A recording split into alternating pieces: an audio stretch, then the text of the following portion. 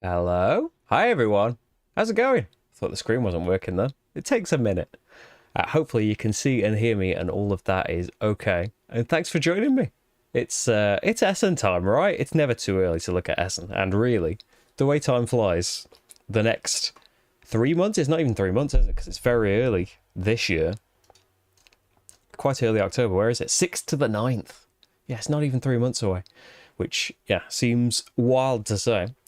But yeah, I usually leave. I'm aware of certain games, but going through the actual list, I have to admit, I tend to leave until about 2 to 3 weeks before the thing, and then there's like thousands of things to look through, and I do it all in a rushed panic. So hopefully, by getting an early start, we can get excited early, see all of these fantastic things. There's about 300 games on there so far. I don't know how many we'll get through in this. I've never tried anything like this before, but hopefully it's informative and we can have a chat. So yeah, if I'm not aware of a game or looking like I'm about to skip past it, then and you know something about it, jump in and let me know about it.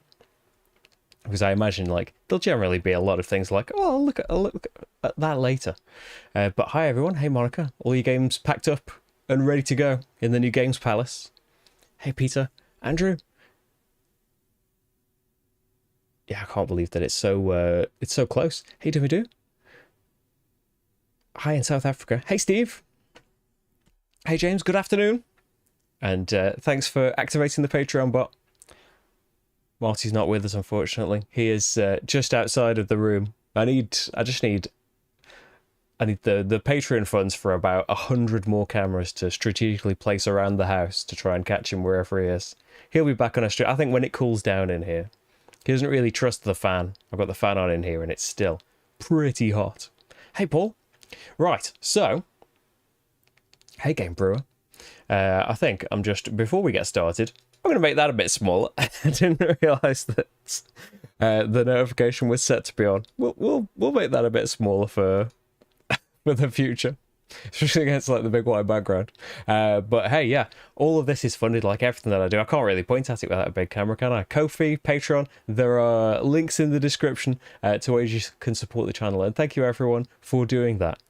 So there is, in recent years, there has been a preview on Board Game Geek itself, and it is, Board Game Geek and Eric Martin who put together the actual preview list. Everyone sends their information to Board Game Geek, they collate it all, and they've got like an actual tool on their website now. But since it started way back when, in 2017, and it's got different features. They've each got different features. Feel free to use both, which I do tend to do. But yeah, the Tabletop Together tool. So it's tabletoptogether.com/tool. Peter, who will probably be coming up if he's now a soon-to-be published designer, and his game will surely be coming up later. We work together on these UK Games Expo entries in the tiny little logo there. Hey, I used to do a list once in a while. Well, once upon a time. So yeah, you come on this tool, you make an account, but it's just to store your preferences basically, and then it covers all these conventions. I did say I was going to do a Gen Con video, didn't I? Hey, maybe it'll happen. So yeah, you click on the convention that you want, and then it will come up with all of the games on there. And there are a ton of great tools that you can filter by your priorities once you've made them, player count. So I might just go through and everything that's more than 2 players, just say, well, I'm not interested in any of that. There is, I think it's in kind of like settings, like bulk operations is a great thing that was added in one of the more recent years. You can say like a particular mechanism. So you can say like, if you really like, for example, I don't know, dice drafted in there, or like I cut you choose. If you really, really love I cut you choose, you can say make all of those once and I'll look through them later. And what I tend to do is like, you can go through anything that's got take that in the description. If you just can't stand that band, then you can make all of the take that, just ignore and execute it, and it will do that. So when the list's 300 games, it's not a massive deal. But when the list gets to be, what's it been, like 2,000, 3,000 games in some years, then yeah, these bulk operations can be massive helps as well. So yeah, if we go to the games list, it has excluded those for me, and you can go and check through, the ones that you have put in your ignore list just to make sure. But generally, if they've got take that in, I'm not really interested in that as a mechanism. Not interested in kind of direct player conflict. Things can sound cool and have cute dogs on the front, but it's not something we're going to play. Like Unmatched, it does sound really cool, but I wouldn't like playing it. So there we go. Zookeepers. Oh, that looks lovely. Why Zookeepers got to take that on it? And if you click on the link, it'll take you to Board Game Geek, and you can see the entry for it. I think this seems familiar, this Zookeepers. Where's the take that? It sounds lovely. Save species? Send other species for your opponents to save? Oh. Okay, so it's apparently got to take that in it. Although, yeah, I'm happy to be proven wrong later on, and we can change the thing. So, what I can kind of do is, and yeah, if it could also be a mistake as well. It could just be on the game entry by accident, which it's not just the bulk operation. I would do that as I was going through the list. Like, you can see the mechanisms. Like, can you see my mouse? Yeah, you can. You can see the mechanisms here at the bottom. So it's like a nice handy thing. It'll tell you, things that you might be using to filter your interests. Like, is it a brand new game for a start? How much it is, the play time, the player counts, and like once you've got it all together, like you can see here, it tells you the publisher and where they are, and then you can start. You can print things. Like if you're going, you could, or if you just want a checklist for things to buy afterwards and stuff like that. Yeah, if you're going, you can make printed lists, which I used to have I used to have them on my phone. I did have it printed the very first time I went. Yeah, and you can go around with an ordered list of how you're going to navigate those halls. If you didn't think Zookeepers had to take that, it doesn't sound like it, does it? I think I think out of everything, let's put that on maybe. Now, what I tend to do, I think you can put it's a slightly different priority thing that you can do if you're using like the Board Game Geeks tool. But yeah, on Tabletop Together, you've got ignore, just take it out. I'm not interested in it.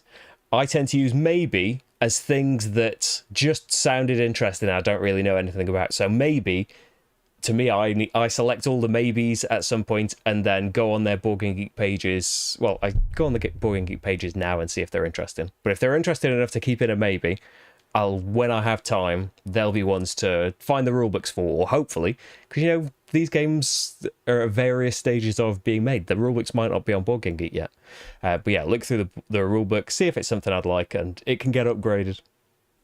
And I think I usually put as games that I've covered in the past, because I use this tool as well to make my the previews and the top 10s for when Essen happens. And so yeah, is usually something that I've done a playthrough of already or a Kickstarter preview of, and it's just a bit different.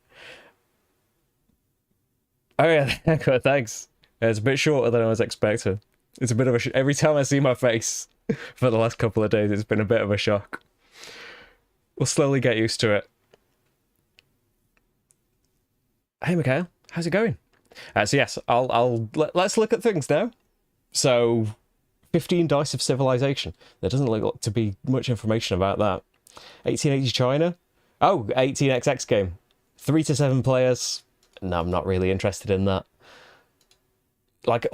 So far, these will come up and hopefully be on the list. There's 2 heavy Uwe Rosenberg games coming out this year. There is Peter's game, Starship Captains. Spaceship Captain. I'm getting it slightly wrong. That is coming from CGE already. There's a few things that have kind of popped up in my Board Game Geek notifications. It's a 2-player dice game in which you roll a dice to place a die. The goal of the game is to complete your civilization board with proper dice color and value. You have 2 base boxes you can play with more players. It's by Ludopolis. There's not a lot of information yet. We'll put it in a maybe. We'll find out later. Oh, your game night starts in less than an hour. What are you going to be playing? Hey, Philip. We're looking through the Board Game Geek list for the Essen Preview is now up. I think as of last week. I'm going to get excited about some games that are on there.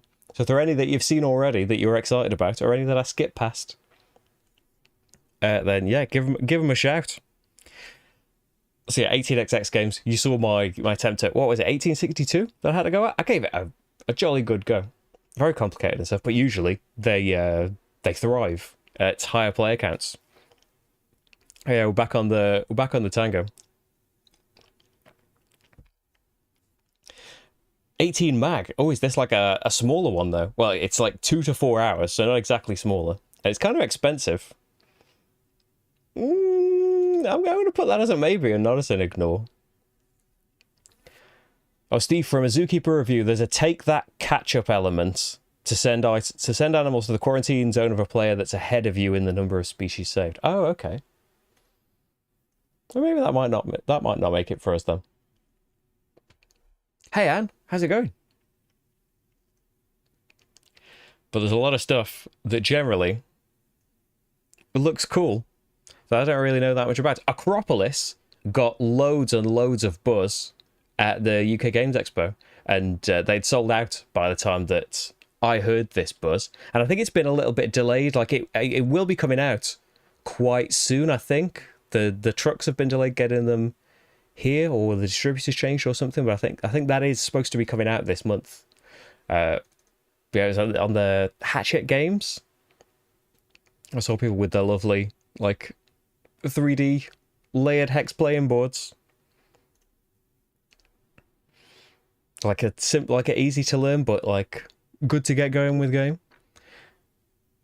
Talented architects in ancient Greece, ready to achieve a goal, build housing, temples and markets. Oh, we're trying to like match types and stuff. It's like city building, but it's ancient Greece. Choose a tile from the construction site, arrange it in your city to unlock each district's full potential, build on higher levels to increase the value of your districts and win the game.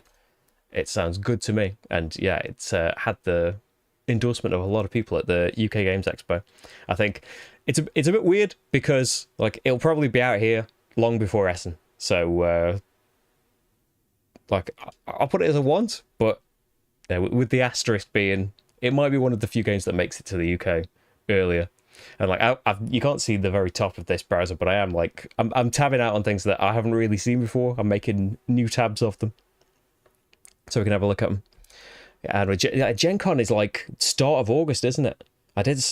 Someone did request actually. I think Genway requested a top 10 of Gen Con that I did used to do in years past. So maybe I need to do this. I need to do the speed round of this with Gen Con at some point. Aolos. So I don't recognise the designers or the publisher, so I don't think there's a lot here at the moment. There's no rules or anything like that. 2 to 4 players, 60 minutes. Whoever receives the most acclaim on Mount Olympus will be accepted as a beneficiary in the Alliance of the Gods. Build settlements to get the favours of the gods. I think, yeah, that's it's one of the maybes. Like there's not much past that. There's no rule book yet. It's one to check back later on. Ludanova, airmail.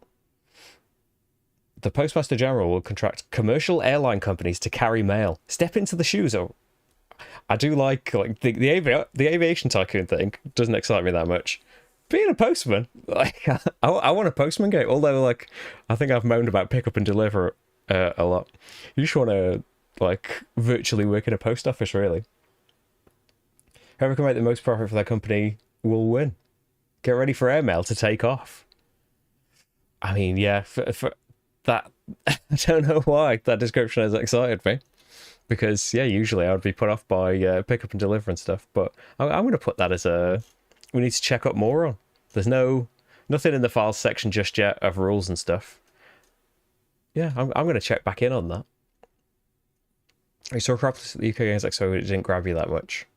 We didn't get a chance to sit down with a demo or anything of it. I just saw it looked nice, and yeah, it sold out quickly, and quite a few people told me to go and check it out.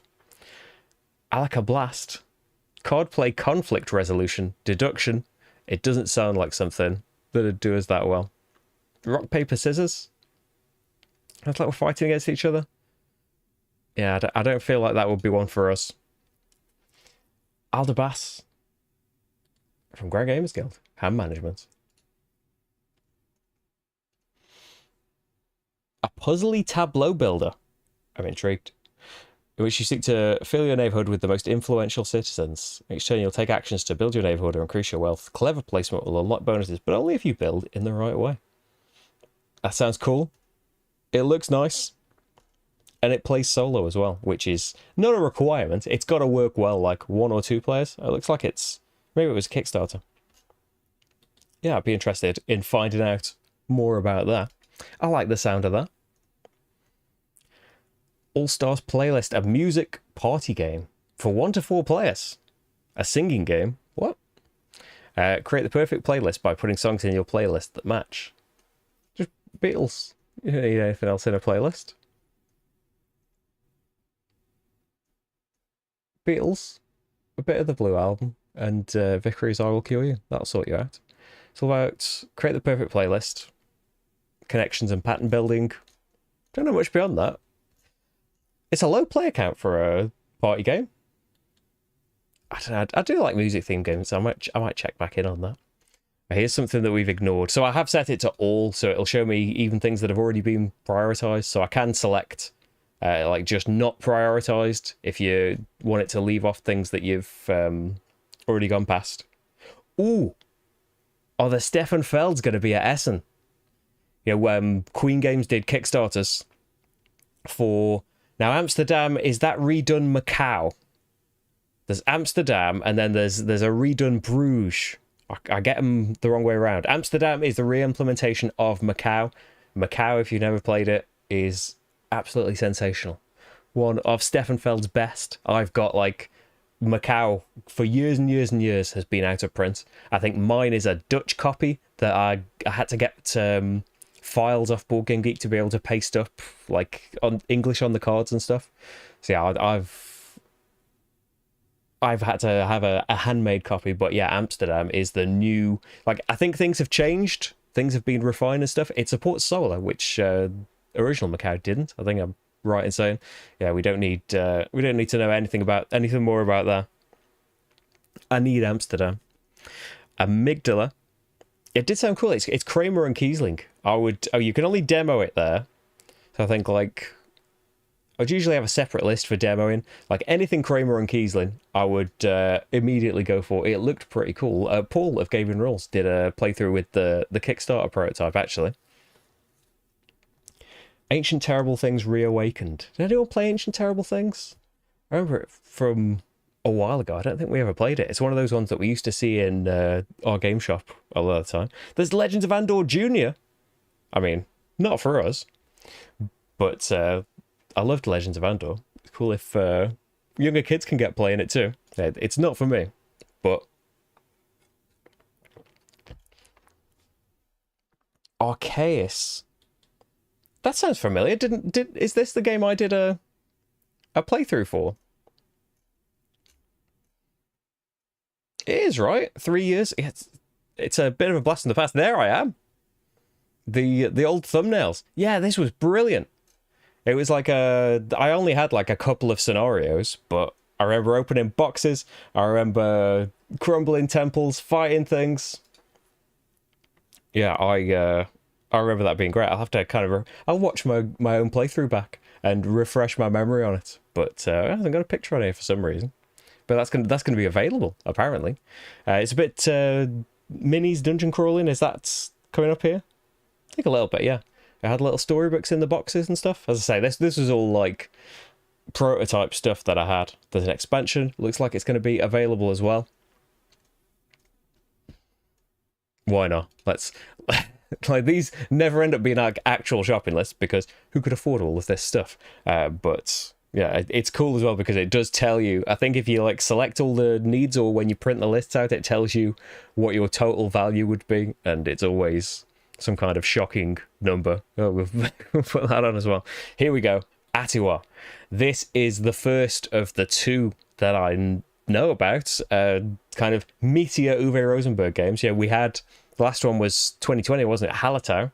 absolutely fantastic. I'm putting Need on right now.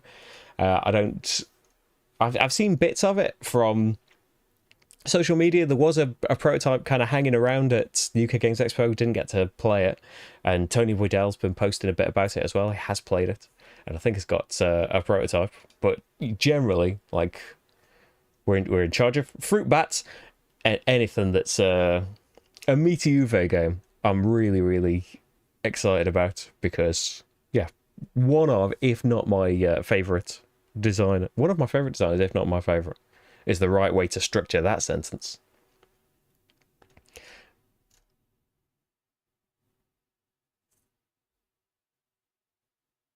A symbiotic cooperation between fruit bats and fruit farmers.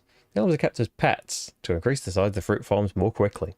Tall trees are left as roosts, providing shelter for them rather than hunting them for their scant meat. However, if you have a lot of fruit bats, you need a lot of space. Hey, as I said, the actual kind of mechanics of the game and stuff, I don't really need to know very much. I mean, the helping fruit bats have a nice environment is a plus, but it could be it could be moving a community centre along a board. As I mean, there was a lot more to Hallertau than just that. But yeah, just Uwe and I'm in. Okay, to part in a group, sent a wish list of things to pick up at Essen. These guys ran from stand to stand picking the games up for you. Oh wow, got Crown of Amora. Oh, when was that? Was that like 2019? I got Crown of Amora. Did I get it at Essen? I think that might have been the last Essen that I went to. The years are starting to blur into one. I'm still not quite sure if I can afford to go. And then there's the whole, can I go? But yeah, that's it. Feels like there's plenty of time to sort that out and decide it all, but there isn't, is there really? Like, you'll blink and it will be October. We've got here Axon Protocol, a cyberpunk-themed game of corporate warfare and brain hacking. Okay. Hack innocent citizens and fight enemy hackers to maximize your corporation's profit. Oh, we're cyberpunking on the side of the corporations. I mean, that would not go hand in hand with my Cyberpunk 2077 character against the corpse. Anything that would help my virtual friendship with Keanu Reeves. I don't know, maybe that's one to look into a little bit more. It plays solo. I don't know. Maybe you don't always have to help out the corpse. Azul Master Chocolatier? Is that just like a retheming? Or is it a brand new Azul game? Board Game Geek, don't let me down now. Everyone's relying on you. We'll check back in on Azul later, but I've only played one Azul. Is it the stained glass Azul, I think? Yeah, I played that at Essen. With John Gay Games, it was his copy. I really didn't like Azul. That's the only time I played it. I didn't enjoy it. There was too much I mean, it's not out and out being mean to each other, but still there was a lot of meanness despite that. Oh no, it's a different game. It's dual-sided factory boards.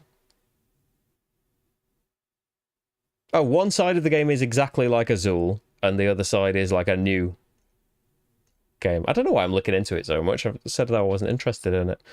But yeah, we'll keep having a look. I could have lost. Yeah, where'd those 2 years go? Hey Lilia, you never played Macau? I wonder, is Macau on a online platform to play? I wonder, and I wonder if like the new I wonder if Amsterdam is going to make like the other is going to make Macau a bit more available. Because like I did when the new, which is the new Bruges? I can't remember the city. Amsterdam's the new Macau. But yeah, when the new Bruges was all kind of funded and set in place, I did sell my Bruges because it was it was very desirable. And as fantastic as Bruges is, it's got a lot of meanness inherent to it. There was a lot that me and Rach had to kind of overlook and kind of pretend we didn't draw when we played Bruges with each other, and it's not one we play with other people. But I think that's been kind of sanded out a bit in Hamburg, although I haven't played Hamburg or Amsterdam to properly say that. Co-op Azul, Co-op Azul. I'd be all for. Nice Azul. Yeah, who wants to hack innocent citizens? Hack the corpse. That's what we should do. Maybe we can get this game rethemed as Time to Lesson. Hey, Paul. How's it going? Need a break from writing the Frosthaven script. Surely that's like a lovely holiday, isn't it? That's not like work. I mean, how complicated could Frosthaven be? Surely it's not bigger than Gloomhaven, is it? Yeah, the Essen list. I think it was last Monday it came out. But yeah, it's not got tons of games on it yet. Well, it has. It's got 300 games on it, but it's not like up to its thousands. Hamburg is the new Bruges. Yeah, it sounds like a phrase that you've coined. Hamburg is the new Bruges. But yeah, I'm looking forward to Hamburg. I wouldn't get rid of... well, we'll see how Amsterdam is. I don't know if anyone would want my Macau, because I said it is all kind of pasted up from when... Because I couldn't get a copy of Macau. I don't know if it's gotten any more available since then. But that was like, I don't know, 2014, 2015? I got like a damaged copy from a Dutch website when we could easily get games from Europe. Biggest rulebook ever. Yeah, Frosthaven is just a gateway game, isn't it? Right. What have we got here? A Ballada? 1 to 6 players. Paper and pencil. Is this a roll and write? Chaining, paper and pencil. I mean, you're making me feel like this is a roll and write. Flip and write genre. Okay. It's flip and write. We're not messing with each other. I mean, yeah, you may have seen other videos where say that I'm pretty into roll and writes and not that fussy about which ones that I try. Oh, the rule book is available. I have to say that I'd probably put it straight into the like, and we'll upgrade it. I won't do my normal thing where I put like games that I've already played in like. Maybe I'll just add a note, which you can do. And like when they start putting these things on and you can pre-order games, like I'm sure you've seen these boxes I've been scrolling through, but you can say, oh, I've pre-ordered that, and you can make a specific list with just those. It's a great tool. Yeah, I went for a roll and write. Barracuda. Bluffing. Bluffing, to be honest, could be a mechanism that I could bulk put out. We don't. I don't think it'll be like social deduction, but we don't tend to play bluffing games really. Hamburg is pretty much the same as Bruges, but with more control over coloured card draw. All right, so there's still like a fair bit of. I can't actually remember the meanness that was in it. I think it was the abilities on the cards. There was a fair few abilities that messed with people. I seem to remember. But because there were so many cards, especially with the expansion and the Little Animals promo pack, that I wonder if that will be replicated in Amsterdam, because that's a big regret about not having Bruges anymore. But yeah, because there were so many cards and we only played 2 players, we would just always play it. Well, just imagine we didn't draw that nasty card and drew a different one instead. Smurf and right. I just say roll and write as the catch-all. Sorry, Flip and Phils, but yeah, it's they're all roll and write games, even if you're not rolling anything. Divers compete to find gold coins while a barracuda lurks around. You're going to be the first player to have 8 gold pieces in your vault, but before you can lock them away, you need to find it on shipwrecks or steal it from others. Okay. Lay out a load of shipwreck cards. If you're the only player there, you get more actions. If you're the only player who played a barracuda card, actions on cards let you move around, take their gold back. Well, as soon as it mentions stealing, to be honest, I'm out. I'm Dragon's Den in that. Sounds nice though. Well, it doesn't sound nice. It sounds nasty. Sounds nasty is nice. Betwixt and between. Forces of Nature. This is an expansion. I don't think I've seen Betwixt and Between. Beyond the Rift, like this is one where, like, I don't know why I put them as separate things. I think like I do like I do like a top 10 most anticipated, and I usually leave out the ones that I've already done playthroughs for, because I kind of, how can I be anticipating them if I've already done a playthrough for them? But I am anticipating them. They were great, and often I haven't got the prototypes anymore, or they were just like one chapter. I'm going to put PT as a note in case and I remember what that was meaning. Hey, Monica, you won this. Yeah, this is a card. It's not a card game version of Perdition's Mouth. It's set in the same world and has similarities in theme and that way. But it's a fantastic dungeon crawly card game. Loved it. Need Betwixt and Between. That page is loaded now. Booking Geek's been a little bit slow on us. Learn spells, master environments. Same designer as Dystopia. Which was Dystopia? I'm thinking of Dice Forge, which I know isn't the game that you mentioned. I didn't enjoy Dice Forge. It's powerful new effect, which is Betwixt and Between. Oh, this looks lovely. Unfold your mystic story by exploring the unknown land of the spirits and the fae. So it's got solo? Mixing eerie European folklore with magical creativity and Euro-inspired mechanisms. I mean, that sounds pretty cool to me. It was a Kickstarter game. It's got solitaire rules. I feel like, dude, I couldn't go to Essen last year. I did email a lot of people. I wonder if I emailed all or none games. But that sounds cool. I'd put that as a like, as an intrigued.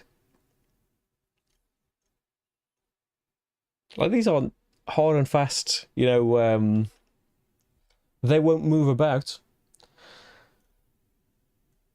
Because, yeah, I'll check out... If it's need, I'm probably not going to read the rulebook. I either already know, or, like the Uwe Rosenberg game, I don't need to know any more than that. Blitzball Ultimate Edition. I used to play Blood Bowl quite a lot. I know, like, it would be extremely mean to play now. But yeah, Blitzball is like 4 aside, I think. Blood Bowl is, if you don't know, it's Games Workshop, it's Warhammer. If Warhammer Fantasy were playing American football and players could permanently gain skills and basically get injured and maybe die in the middle of a game. Never had a player die, but I wonder if I would have just rage quit the entire thing if my my beautiful... I can't remember the name of my team. My beautiful team died. Yeah, I think something should be rumbling about that. Like, I think inherent meanness would stop it being a 2-player game for me and Rach, but I am intrigued to relive the glory days. I have got Blood Bowl still somewhere.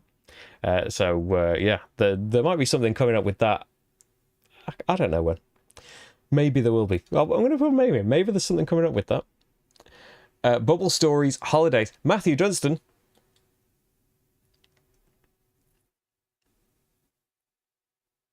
Dystopia was a game that went under the radar. You had the full shebang of it.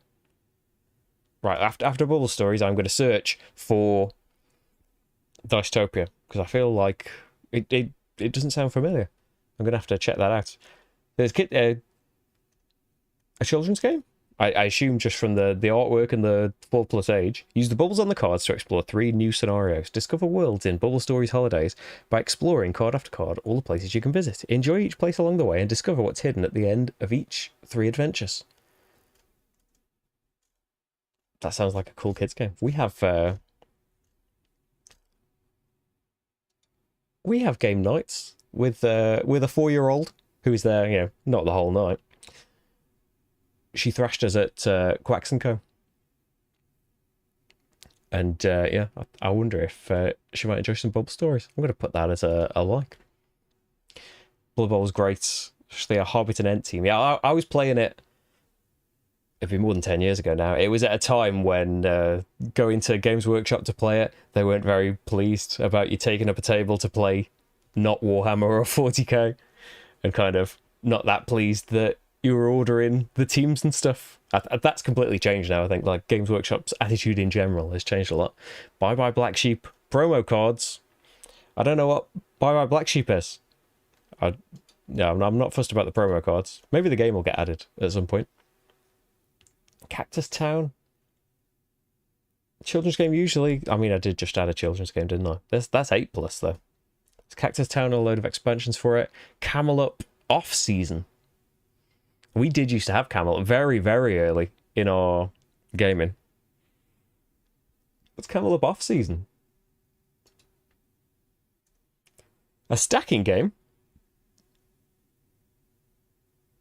You bid to see who selects goods from the market. The winning bidder chooses the market, gets the goods, and then loads the goods on the camels. You can only have one type. But each camel's got a good limit and you have to throw them away. Oh, is it cards and stuff, or are we genuinely stacking things on these camels? Oh, it looks like it's doing it with cards. Okay. Like, I'm sure it's fun, but I thought it was some kind of buckaroo thing. Oh, thanks, Mikhail. Hope you have a good night. Oh, I did say I was going to look up that Dystopia, didn't I? Yeah, I had... boring, but I had a human Blood Bowl team. But I did buy, like... It was the standard team came in the box, didn't it? But a load of special players you had to buy as separate metal figures. I think if you wanted different teams, I had an Amazon team as well. And they were all metal figures that you had to kind of order in. Karl Jürgen. I should look this up, shouldn't I? Ready? He's the designer of Coxon, right? Yes, there you go. You can see it right there. Oh, has it got a big plastic pyramid? Auction, constrained bidding, movement points. I'll say bidding, yeah, doesn't usually work very well for us. It will surprise you with a fresh gaming experience. You know what? I'm gonna give that. I'm gonna give it a maybe. I'm not gonna write it off for having an auction because hey, if we completely wrote off auctions, we would not have Peloponnese, which is amazing. I'm gonna look up Dystopia. I see why it doesn't ring a bell. No, that doesn't ring a bell at all. Does it? Area control dice manipulation? Have I played it? I'm going to scroll down to the video section and see my playthrough somewhere in it. No, I don't think I've played Dystopia at all. Dystopia 2.0 on Tabletopia. Right. Carla Caramel. Children's cooperative game with dice rolling. I mean, yeah, again, for not for kind of the regular game night, but I don't know, like even if they're kind of children's games, I really enjoyed Quacks and Co. I recognise that it's even more luck based than like Quacks of Quedlinburg, but I think it's imagining back to what I would have loved board games to be doing. I mean, I loved what board games did, looking up at my Payday and Game of Life and Play Your Cards Right that are still up there. But I would have loved Quacks and Co. when I was little. Carla Caramel, help Carla satisfy the kids' craving for ice creams. You know, generally, I'm excited about the midweight Euros, but just any co-op I'm willing to have a look at. Have a quickly served delicious ice cream cones to all the kids. I like them melting. Roll a die which will let you add a flavour or move the sun a space, or roll a kid and give an ice cream to one of the children. Once everyone gets an ice cream, you win, but be careful to the sun, which can melt the ice creams. And let's have a look at some components. I mean, that's lovely, isn't it? It's the fridge that came in the Kitchen Rush expansion for your ice cream was a beautiful touch. I'm gonna put that on the one to watch list. Cart Adventure. I've never played any of the Cart Adventurers. Am I missing out? I never really get a good sense of kind of what they are. I know there's a lot of different ones at this point. It's a narrative card game, build an adventure using the cards that can offer you different choices during play. I mean, usually that sounds like something we'd like. It's 1854. It's the United States. I don't know. What should I be seeking out Cart Adventurer? I mean, I haven't missed out by now. Now, Castles of Mad King Ludwig, the collector's edition, I backed it on Kickstarter for like $1 because I couldn't afford it. Beautiful as it is. I think I did get the Suburbia one after the fact, so I haven't got all of the... I've got the collector's edition of Suburbia, but it hasn't got any of the fancy Kickstarter pieces like the wooden structures and stuff. I mean, Castles of Mad King Ludwig, I love... And it's not very expensive a game. It's normal edition, but it looks It looks beautiful. And they did like a jumbo version where everything's massive. Yeah, it's one that I would love. All game trays, all made beautiful. Not that, like, if you got the old version, though. Yeah, we've played the old version plenty of times. I would say it's one of those ones now where I never think of getting rid of it because of how much we've loved it, but also it's probably been several years since we've played it. I'd really like to see a playthrough of Carta Ventura. They're great, especially Oklahoma. Was that Oklahoma that we just went past? Oh, I should keep an eye out for it then. Yeah, I'm going to put need, but with the asterisk being, probably won't get because can't afford. Catan 3D. I'm not really fussed about Catan, but it's cool that... Oh, is it like... There is like a great big deluxe Catan thing, isn't there? So this is the Seafarers expansion, but made all 3D. Cool. Cellulose. Area majority doesn't work that well, but it does go solo. A plant cell biology game. Worker placement game that puts 1 to 5 players inside a plant cell where they will compete over limited resources in order to undergo photosynthesis. It's a standalone sequel to Cytosis. Did we play Cytosis? I think we did. But yeah, that sounds cool because even area majority does kind of set a little light going off that maybe this is gonna not work for us, but even when things have got area majority, if they work well solo, I'm up for giving that a go. So yeah, we'll need to have a deeper dive in that. But that sounds cool, doesn't it? Chaos im Museum. Die Antwort liegt auf dem Tisch. I never did German. I'm sorry for my pronunciation. It's a puzzle trivia game, but it's in German, so I imagine I still want to click on it. I'm not going to get through all of the games, am I, in this stream. All 300 exhibits align all over the museum. Find the right object in this chaos. But there's not really that much information or any more pictures or anything. It sounds cool, but yeah, not much to know about there. Cheese Thief. Bluffing deduction party game for 4 or more players, though, so usually, with a few exceptions, things have got to work well 2 players for us. Although I think Belratti, that did... was that at the last Essen? That got... I don't think I would have looked at Belratti. It was actually Aldi from Board Game Geek. I had a little chat with him, met him for the first time, and he pointed out Belratti, which we don't play that often, but it's an absolutely fantastic game. Choco Battle. I don't know why Choco Battle doesn't excite me the same way that the ice cream game did. Chocolate Factory. I mean, yeah, it's always worth a mention. It's a fantastic game from Matt Dunstan and Brett Gilbert. I did a playthrough for the prototype. So I don't know what to put that under, because it's always worth a mention, because it's fantastic. But it's from 2019, and I did do a playthrough of it. Chronicles of Avel. Children's game, exploration, fantasy, cooperative, dice rolling. Solo. It's going to take a while to load. We'll come back to that. Cleopatra and the Society of Architects. That's not brand new, is it? Well, yeah, you can put any games on there, but I don't think that's a brand new one to watch. Unless anyone is really into it. I don't remember the specifics, but yeah, I wonder if auctions is what put us off. Cooperative board game for the whole family. Hey, Wonderbook was a cooperative board game for the whole family. I'm interested in them. Create your character, give them a unique name, get your equipment, upgrade it, and get ready for battle. But remember to wisely choose what you carry, as your backpack has limited space. Explore the land in search of adventure and fortune. Modular board. Exploring. Dungeon crawling. Like a family dungeon crawl. Looks pretty nice. I mean, that sounds cool. Again, I don't know if it would be one... I would like to keep playing Wonderbook, though. I really enjoyed it. Maybe that's one to look into. 2021.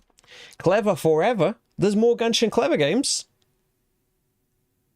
I mean, yeah. That's... yeah, I'm sticking it on need. I mean, anything rolling right's going up there. Coffee Traders has already been about. Warhammer 40k Combat Arena. That's like players just fighting against each other. Not into that. Come Together. Chili Fox Games, who launched last Essen with name of the game. It's not Harbour. Why can't you think of the name of the game? We did live playthroughs. We did a giveaway for it. Why can't I think of the name? We're in the Arctic. We're doing tours. Riverside. There we go. They did Riverside last year, and they are coming back with, I mean, Ticket to Ride still gets points for having a Beatles name. Name your game, come together. And yeah, I'm pretty into it already. It's the 60s, and we're trying to organise the best music festival. It's ticking a lot of boxes. I mean, it's a game from Chili Fox Games, so I was already interested. And I've kind of seen just pictures on social media of some of the artwork. It's a new generation of young people cherish freedom, friendship, and love by creating gatherings where everyone can come together in peace and enjoy the ultimate life experience. You organise your own festival using volunteers to attract an audience and the hottest artists, build stages and camps, and gain publicity to make your festival the best of all time. It's a worker placement game with a special twist. When you place workers, you do not immediately gain the card you just claimed. You must wait until a player activates that location, which activates it for everyone. Players are constantly facing an important dilemma, whether to claim a card or activate a location. Another is whether to claim the card you really want or claim a less attractive card to gain more publicity by joining players on another location. Sounds cool. Works well with up to 6 players with little downtime. Yeah, couldn't be much more into that. That's going straight up need. I've just started watching Get Back again on the subject of 60s, and I'm never that far off the subject of the Beatles. But yeah, that's something to have on in the background. Well, I've been mini painting. Cora Quest. Have we played Cora Quest? Have we heard of Cora Quest? It's a game that we work together. Another kind of family co-op dungeon crawl. We work together to guide 4 adventurers exploring a dungeon, avoiding traps. It sounds like I know about this. Do I? All the artwork is based on kids' drawings sent in all over the world by the Cora Quest community. Oh, wow. I mean, that's going on the... Where did I put the other dungeon crawl? Was that on maybe? We'll put it on maybe. That's something to keep an eye out for. Corruptia. Negotiation never really... Mind you, it's a 2-player game. I was going to say negotiation never works that well with 2, but it's... If it's a 2-player only game, it would surely work. Negotiate with your benefactors to win the presidential election. No, it doesn't really sound like one for us. Cosmic Race. A race game. It works solo? Crazy Donut Party. Dexterity game. Pattern matching. Crescent Moon looks absolutely lovely, but it's for 4 to 5 players, and it's kind of a bit more area majority than we would be into. The Crime Files Advent Calendar. I mean, this is only in German, but that sounds really cool.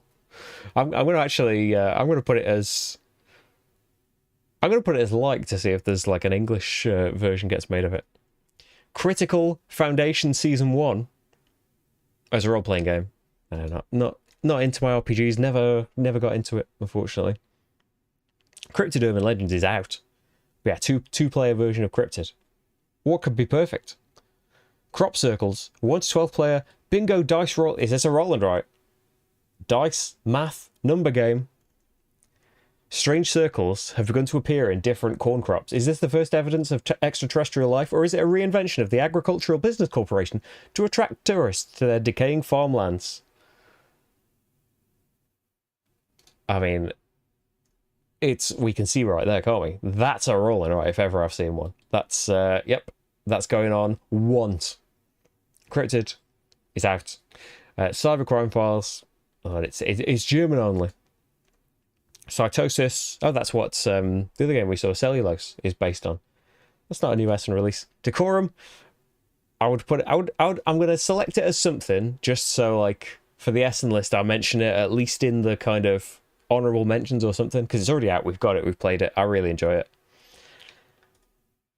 Deception, CS Files. We did play that actually once upon a time. Deckscape in Wonderland. Rachel's always up for a Deckscape. Like all the different kind of escape games, the unlocks and the exits and stuff. I have to admit, I, as much as I did love them, I have kind of burnt myself out on them a bit. Detective was fun too. There's a new one of those. Daedalus Atomo games. Maze point-to-point movement tile placement game. Daedalus was the architect in charge of designing the Labyrinth of Crete to enclose it on the Minotaur. Now you've been thrown into the Labyrinth. Competitive board game with 2 to 6 players. Your objective is to escape while preventing your rivals from doing so. Well, it was a cool theme, but I'm not going to be preventing my rivals from doing nothing. Too peaceful. Fall of the Mountain King. That looks like the German version of that. Children's horror memory game. The Adventures of Robin Hood. That's it's an expansion to it. So that's out. And yeah, I haven't heard great things. Legends of Andor big box. Legends of Andor new one. I mean, this looks like German only. I don't think they take as long, do they, come into English anymore? They used to be quite a while. And there's a 2-player. I did a really early playthrough on this. Charter and Thorn. Which was like a co-op version of Kashgar. It's the same designer of Kashgar. And I never ended up translating the whole thing, and I think I sold it at some point. But yes, I think we're still waiting for that to come to English, aren't we?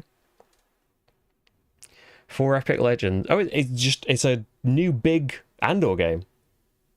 I mean, yeah, we never got through all of original Andor. What's in the big box? And this is saying German only as well.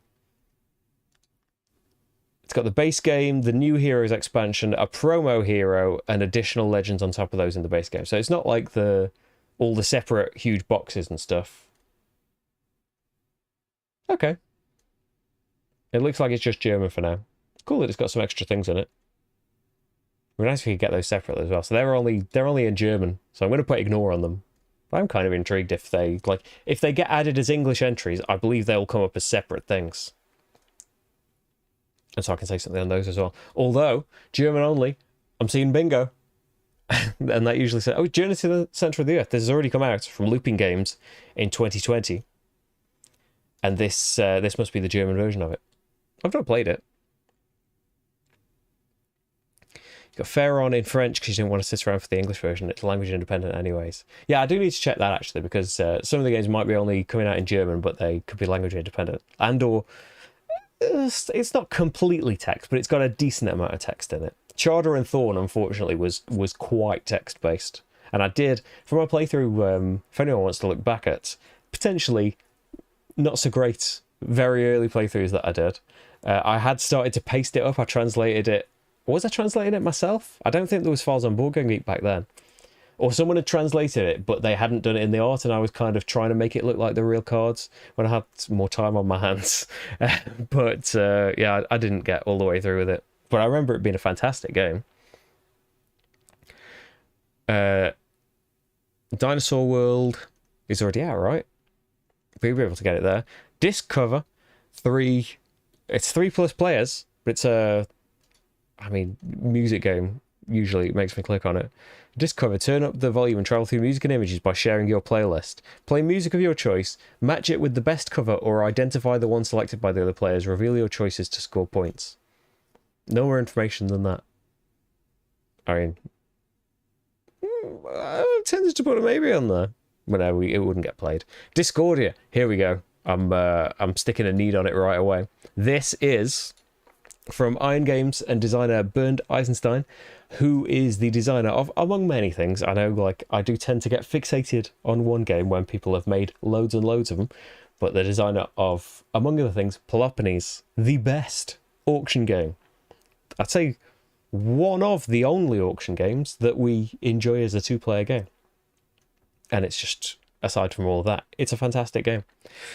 Discordia. The first cities on the Rhine emerged from Roman outposts protecting the border with Germania. As the governor of one of these cities, your task is to develop it in the best possible way while also defending it against the Germanic tribes. Empress Agrippina, I can't say things. Agrippina and her son Nero will inspect your actions and honour the most successful governor.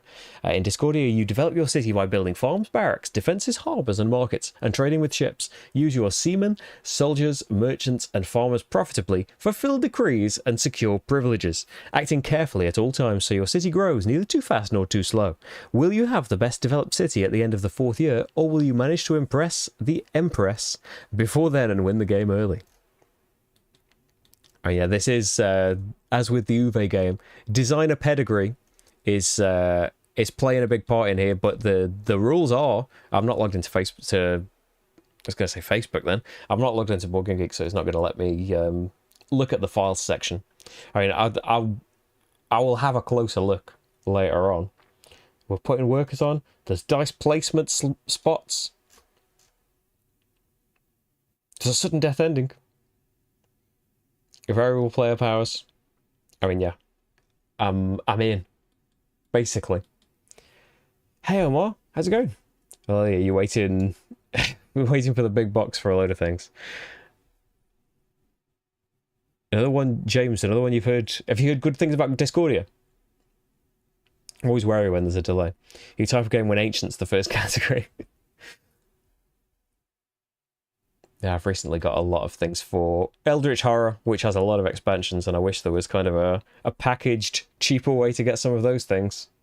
District Noir.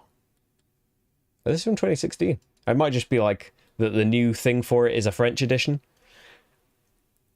Dompierre. Economic Farming. Action Points Contracts. Oh, so it's coming from Pilot Games, but R&R have the English edition.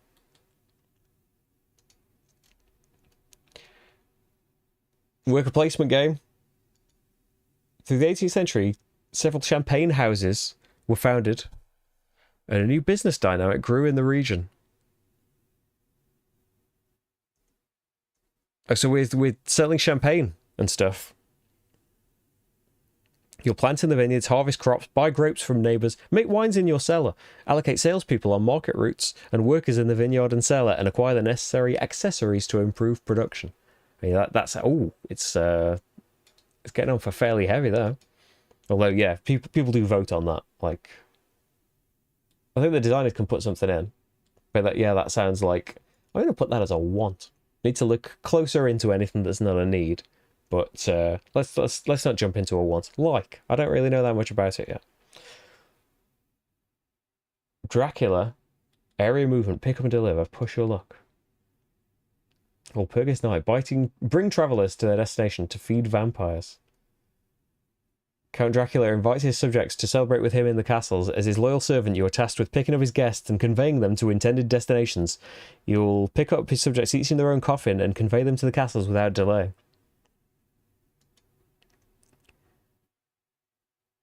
Oh, when you drop guests off, they will leave blood tokens for the vampires to feed on, but so too will any werewolf in the area. Oh, so there's like... You have to be wary of werewolves jumping in and taking the people from you before the vampires get hold of them. Dragon Quest fantasy dice game and player elimination. Doesn't sound too good. It's weird with mechanics lists and stuff for Board Game Geek that it might not be that prominent mechanism in the game, but it always stands out with, well, I don't want player elimination, but it might just be not that huge a deal. Try to reach the treasure chamber in the middle of a dungeon and escape alive with as much treasure as possible. Oh, is it rolling right? Dice rolling. Solo. Oh yeah, mechanism rolling right. It says right down here in the family bit. Yeah, I'm up for a rolling right dungeon crawler. A dungeon scroller, as Paper Dungeons called them. I'm gonna stick that on like dungeon drop too deep. Fantastic. I mean, I'm gonna put in that I've done the playthrough of the Kickstarter prototype. Absolutely love Dungeon Drop and Drop Too Deep. Made it even better. Dungeonology. I've not played Dungeonology. Not really aware of it. This is an expansion to it. Dungeonology the Expedition. I'm not really familiar with that. Has anyone played Dungeonology? Anyone a fan? Queen Game's not a fan. I mean, I've only had good... I've not really backed the Kickstarter, so I can't say, like, experience in that way. But in terms of playing their games, I've enjoyed a lot of Queen games. Ecosystem. They gave Queen's Architect a chance. I know that was many years ago now, but still. Genius Games, closed drafting, pattern building, tile placement. Card drafting game in which players choose cards and place them in their play area to make your own personal ecosystem, and you'll have 20 cards. Bears score by being placed next to bees and trout. Trout score by being placed next to streams and dragonflies. Streams are compared at the end of the game. Yeah, sounds like a nice tableau building game. I'm gonna put a maybe on it. Ecosystem. Oh wait. Oh, and then the ecosystem Coral Reef. Oh, so ecosystems from 2019. And ecosystem Coral Reef is the new edition of it. Okay. One Card Wonder. I enjoyed that. So it looks like this is the German version of it that's coming out. Endangered. I really enjoyed when I did the prototype for it back in the day. I haven't got it since. Europa Universalis, a friend of ours, loves Europa Universalis. I think I've played it a little bit. It's one of those games where I had to watch like a million YouTube tutorials to kind of get any kind of sense of what was going on. And now I remember absolutely nothing of it and wouldn't be able to play it at all. Very kind of involved political intrigue kind of video game. And I feel like as a competitive multiplayer game, I would not be interested in it at all. But it's got a solo mode. I'm kind of interested. I'll stick that on the maybe. It is only there as a demo, but still you could check that out there.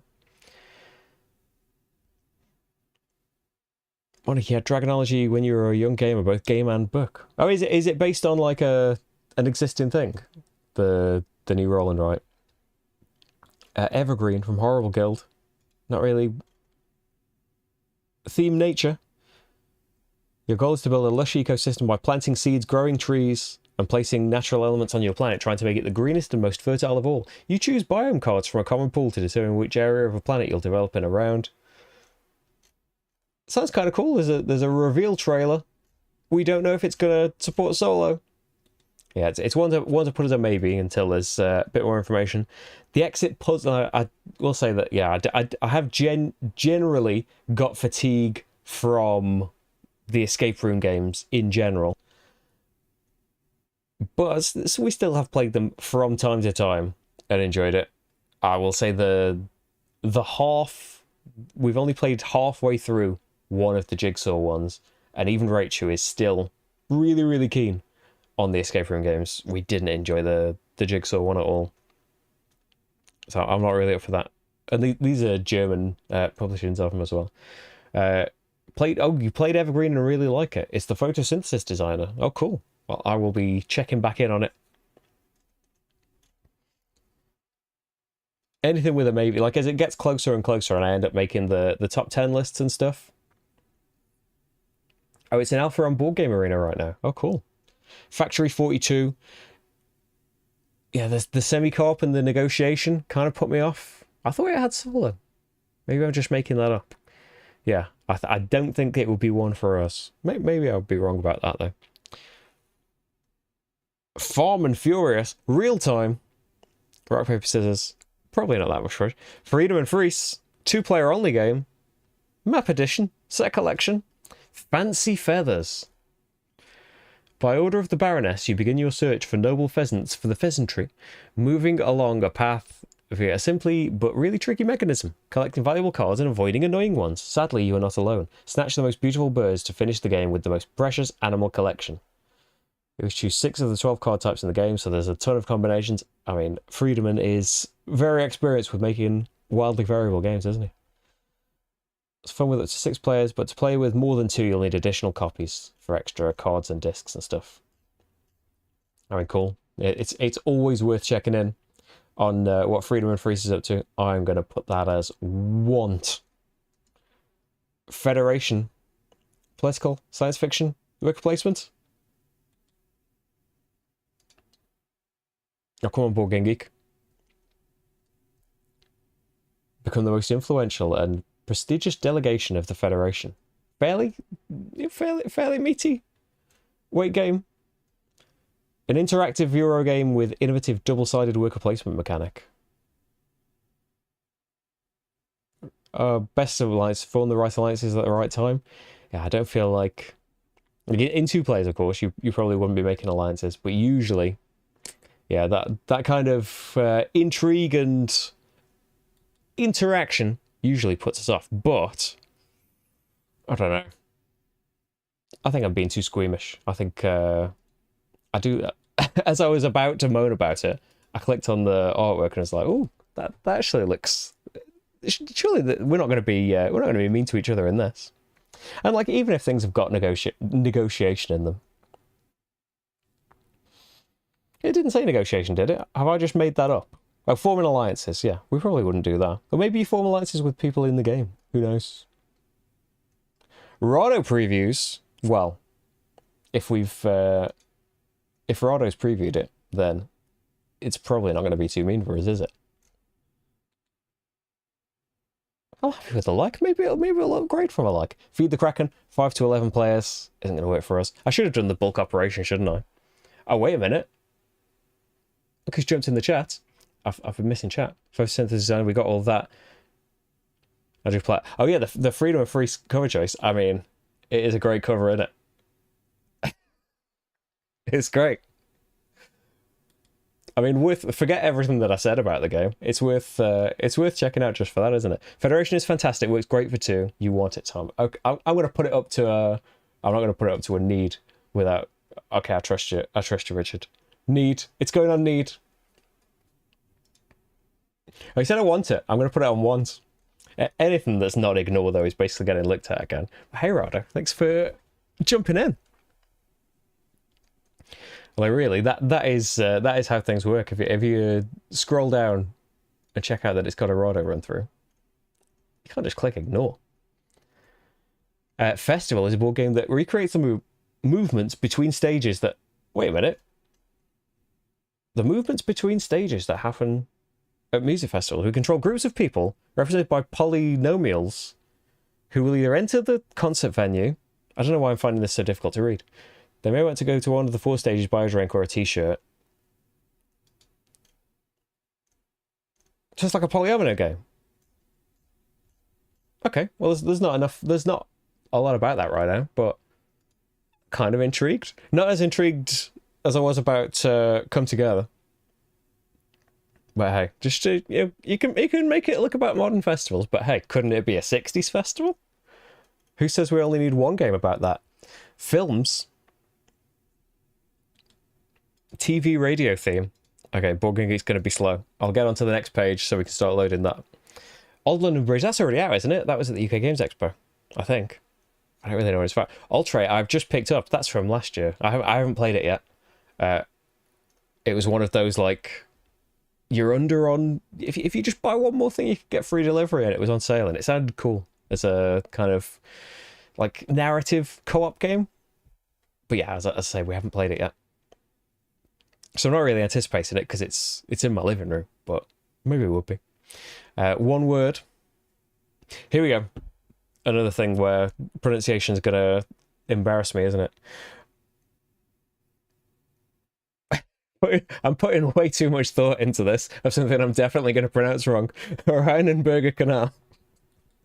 If you sit here in silence for 10 more seconds, you're definitely going to pronounce it right. It's not going to happen, is it?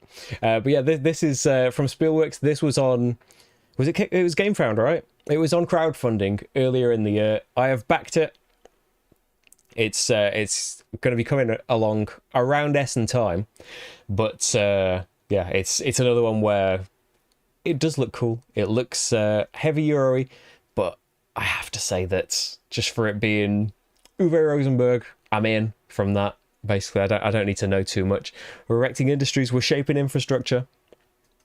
It's one where, like, Rach isn't as enamored constantly with Uwe Rosenberg as I am. So, like, yeah, I showed her these pictures knowing that, like, this isn't necessarily going to look like an appealing game to her. But yeah, it's going to be in the gameplay, isn't it? It's going to be great. You're about to go play Terracotta Army. It looks really cool. No, Marty isn't even in here with me. No, he's... I think he's downstairs, actually. It's a lot cooler downstairs. This is by far the hottest room in the house. And, like, I think Marty Cam's just going to have to be like a autumn-winter thing, unfortunately. I'd love him to be back in here. I need a massive USB cable that goes, like, all the way downstairs. But it feels like he knows where the Marty Cam is and tries to avoid it. Was it decent pronunciation? Yeah, I did, not that I can really pronounce them very well anymore. I did French and Spanish at school. I never did German.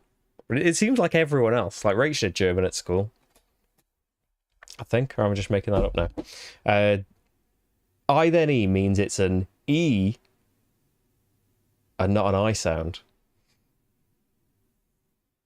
Or an Einberger. I think you've been to a street in Berlin called that. Well, it's probably based on a real thing, right?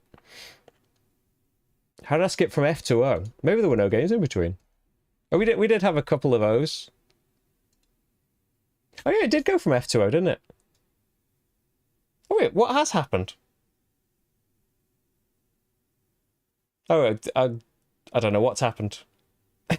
I clicked page 2 when we got to the bottom of page 1, and it does seem to have skipped a load of things, doesn't it? Yeah, I'm into that. We're apparently skipping back a load of letters. Where did we get to?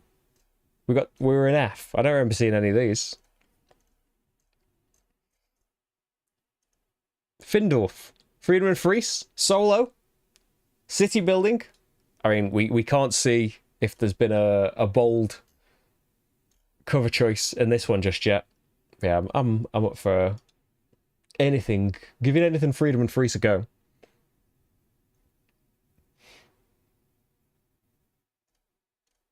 Wait.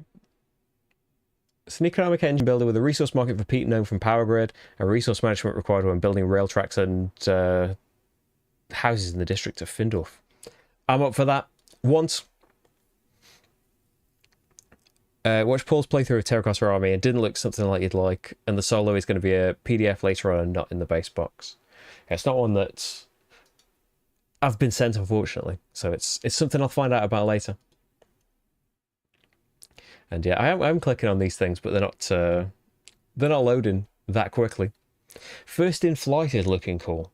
Have I seen First in Flight? Has Ricky Royal done something for First in Flight? I'm intrigued. It's going to be a demo because it's getting published next year. Is it on Kickstarter now? Rodo's previewed First in Flight. Yeah, this must have been on Kickstarter recently. Did Ricky Royal do something for it, or am I making that up? Or was it a different flight game that he was doing something for? There we go, Ricky Royal. Yeah, I think... Has he come up with the solo, or is he just showing off the solo? Yeah, that sounds like something I'd want to check out. Finish line from Queen Games. Bet on the race and try to control your fate. Dice game where we bet on races. I mean, I would have said no, but after Longshot, really enjoyed Longshot. Paper and pencil, dice rolling, betting and bluffing. Not so good on the bluffing side of things. Treasure rolls around rolling the 27 custom dice. First player chooses at least 3 dice of 2 colours, rolls them and selects one. The remaining 2 are passed to the next player, who adds 1 more, rolls and selects 1, and so on until the dice pool are used. Some dice have horseshoes, which are used to move horses. And you can manipulate the order, disqualify horses. It might end up to mean disqualifying someone's horse that's doing well. Yeah, I don't know if that one would work well for us. There's one thing that stops, but then I had to print out Nouvelle France solo rules. Oh yeah, the solo not being in the box. I get you. Fitna, the global war in the Middle East. Educational game. It sounds like a long war kind of game. Doesn't sound like something I'd usually... It looks like a full-on war game. Not something I usually play. It's cooperative. Flamecraft. I think I've seen pictures of this on social media and it looks beautiful. Look at the art in that. Art by Sandra Tang. Hey, look at this. It's gorgeous. In a magical realm, a village awakes and artisan dragons make coffee and cakes. Artisan dragons, the smaller and magically talented versions of their larger and destructive cousins, are sought by shopkeepers so they may delight customers with their flamecraft. You are a flamekeeper skilled in the art of conversing with dragons and placing them in their ideal home, using enchantments to entice them to produce wondrous things. Your reputation will grow as you aid the dragons and shopkeepers, and the flamekeeper with the most reputation will be known as the Master of Flamecraft.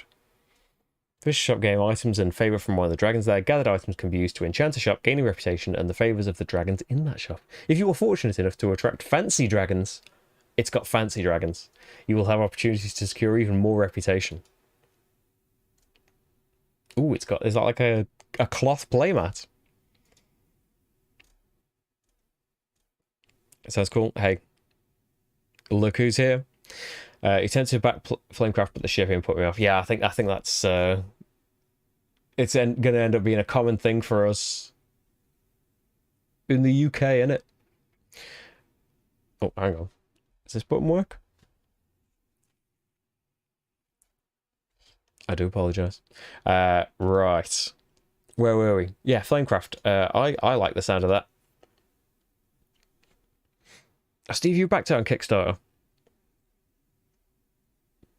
I don't blame you. It sounds cool. Flashback Zombie Kids. We were looking at Zombie Kids and Zombie Teens at the UK Games Expo. They're not brand new games, but yeah, like for legacy games for younger people. Flower. Economic hand management worker placement game. Every year, the War of Flowers is celebrated, a festival that commemorates the end of 200 years in war. In Flower, you will bet on each merchant at the right time to buy and export the most flowers. Okay. Not much information about that. Essen 2019 retheme. That's one to look back into. Yeah, what's I bring you the Zombie Kids news.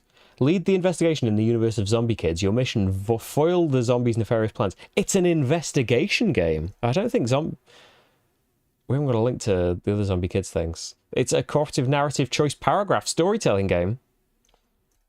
Hold 7+. Not very far off. Embark on a cooperative adventure with other kids or your whole family to a world frozen in time. Explore the past to solve mysteries in the present and change the future to save the world. Discover the whole story bit by bit through the eyes of the characters living it. Put together all the points of view to discover clues, uncover and figure out mysteries, and answer the final questions. Understanding the past might help you change the future and save the world from horrible monsters. There's only a logo reveal so far. But yeah, I have to say, if we're thinking of games I would have loved when I was that age for them, yeah, that's there was not enough deduction and puzzly stuff about for me. I got a few things I could get my hands on. Fog of Love, we weren't fans of. Oh, this is like it's an expansion. Fans of Teotihuacan, you can already see on my channel. It's gonna be worth a mention always. But I've already played through it. From the Moon, there's not a lot of information about it. Looks like it's going on Kickstarter. You can see the Kickstarter K there. I'm losing my voice, it feels like. Galaxy Trucker's getting expanded. I haven't had the new Galaxy Trucker because I've got the big box of the old one, and as cool as the new one looks, I'm a bit kind of sad about potentially getting rid of that one. But I bet there's new things in these expansions as well that I'm missing out on. Has anyone upgraded? Probably saw it on Kickstarter. Was it last September? It made over 2 million on Kickstarter. Oh wow! Galileo Project. From Sorry We Are French. Plays the same corporations involved in the events of Ganymede. I still haven't played Ganymede, and settle onto the 4 satellites of Jupiter by acquiring robots from Earth and Mars. Not much information about it. Yeah. That sounds intriguing, though, because I kind of feel like I should play Ganymede, and I still haven't. Gardeners. This sounded interesting. Is this from Sit Down? Yeah, this is from the designer of Magic Maze. Simultaneous cooperative game played silently and in real time. Sound familiar? In less than 15 minutes, players must succeed in arranging as many gardens as possible, always composed of the same 36 tiles, but responding to different rules from one round to the next. Everyone must deduce the rules by observing where the tiles are placed and from where some are removed. Draw a constraint card, start the sand timer, arrange the garden, check the garden, prepare for the next round. You can't communicate in any way about what to do. I don't quite get a sense of that. The rules aren't out just yet, but I did enjoy Magic Maze quite a bit. I mean, it didn't have massive staying power for us, but at least initially, we loved some Magic Maze. Genotype was there last time, wasn't it? Goons I'm not familiar with. Great Western Trail Argentina. Now, these are standalone games, aren't they? They aren't expansions, and I think... Aren't they largely the same game and maybe they've got a couple of extra things? Like, I don't think they're completely distinct games, are they? They're standalone things, but... It features gameplay elements... Oh, no, this sounds like a different thing then. Features gameplay elements similar to Great Western Trail. But now you... Yeah, and the upgrade your player board, along with twists on these elements and new features. A new type of worker, farmers, and different paths await on the game board to confront you with more choices. Will you take the road with more buildings or a path past farmers? Maybe you'll have the choice to use your cows, well, the strength on your cow cars, to help farmers, getting them on your side and adding grain, a new type of resource to your income, with grain being used for boat and city tiles.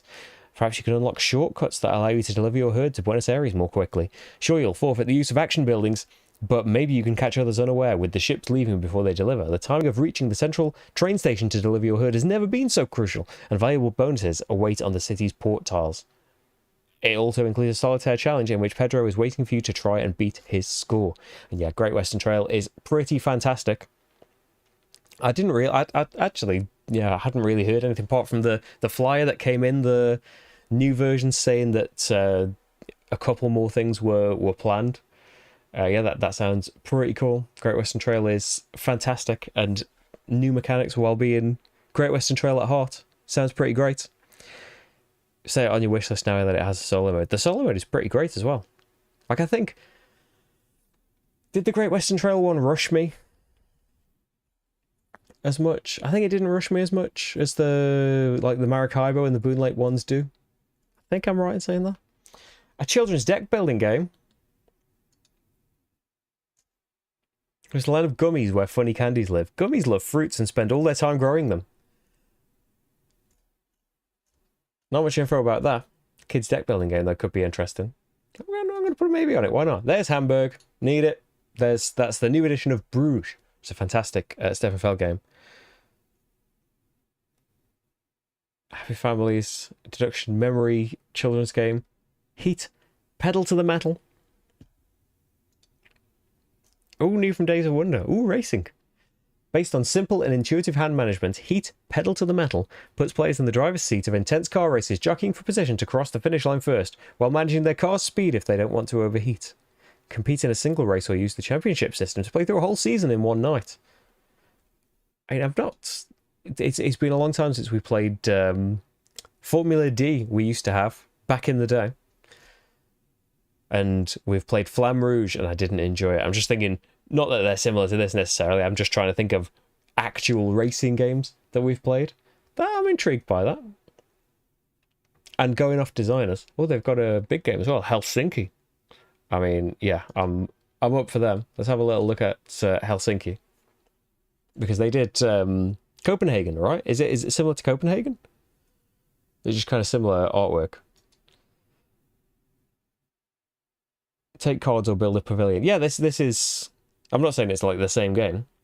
But it's kind of a loose series from Copenhagen, maybe?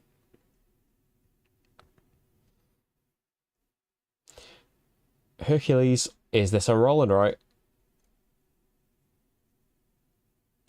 Roll the dice to perform mathematical operations to complete the legendary 12 labours of the Almighty Warrior. It's a race, but being the first to complete these challenges won't be enough to claim victory. Consult the Oracle. Everyone rolls their dice. Take a turn and decide which action you want to take. Move Pegasus. During the action phase, you may use the abilities of the gods. Player with the most points wins the game. So it doesn't look like a roll and write game. but I like the sound of that we're doing mathematical operations. I'm intrigued. We'll check back in on that. I don't know if we will. I will. Hippo crates. I'm hoping to cover that at some point. Alan Orban. As you can hear in my... Well, you can't hear it yet.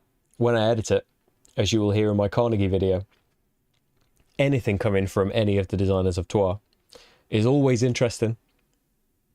I still don't really know much about Hippo crates, so I'm going to put... Well, I'm not going to put maybe on it. I'm going to put once on it because I do want to play it. Hopefully we can make that happen. A math number game with area majority and worker placement? Surely place your numbered pedals. As in Sudoku, you can never have two pedals of identical value in the same garden, row, or column. I don't tend to do that well with abstract games, but I do like that it's kind of Sudoku influenced. Here's that we don't tend to do party games very much. Home Sweet Home or not. Cooperative hand management game.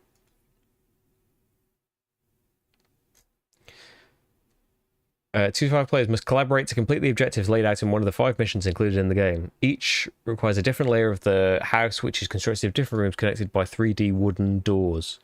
Each player represents a family member who must spend action points to recover objects from the rooms and return them to their collect places according to the missions. Will you be able to get all the stuff out of the rooms and into the attic before the aliens abduct you? Can you help Santa Claus load all the presents into the sled that's parked in your garage? Garage?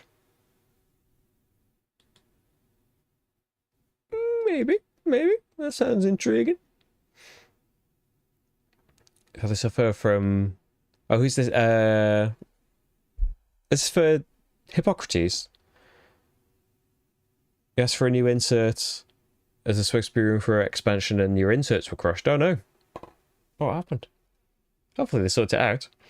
Human Punishment. It's 3-player minimum and it's got bluffing and deduction in it. It doesn't sound like one for us. Hidden Rolls, semi-co-op. Not once for us, unfortunately. Anything really that's 3 players, I would tend to probably just do the bulk operation on. Usually. Infernal Wagon, a cooperative race game.